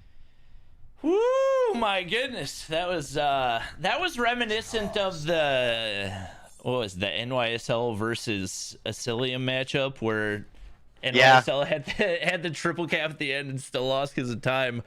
What a performance, especially that one was more rough because it was like, yeah, it was like that half second is all they needed.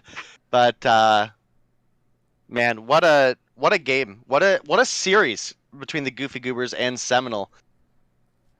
Yeah, Blur. Don't worry, we have Vague pre-banned as well. Blurry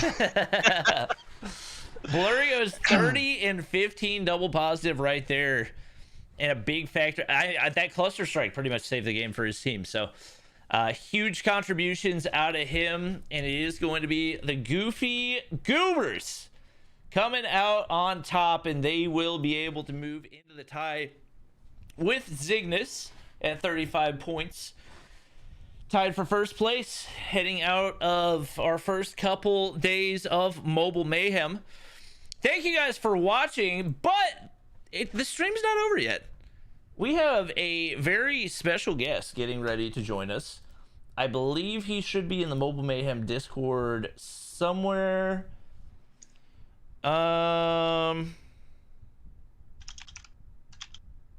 We are good now. Can you join one of the VCs? I don't know if he actually has perms to join any of the VCs. Yo, Professor Polito, thank you for the 50 Raiders. Woohoo! We appreciate it. Yeah, we are going to have a special edition of the Spawn. Also, if any of our admins see Shift in the Discord and are able to give him perms, that would be great. I don't know if I'm able to do that. Apparently, we have 688 people online, so that Don't could... you like own Mobile Mayhem? How are you not admin? I probably am, but I'm not good with Discord. Do you think his username is Shift or I hold Shift? It's I hold Shift. I hold Shift? Okay. Yeah. HIJKLMN. Okay.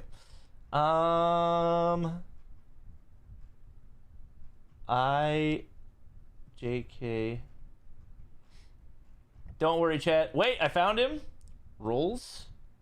Caught him in a staff. Is that right?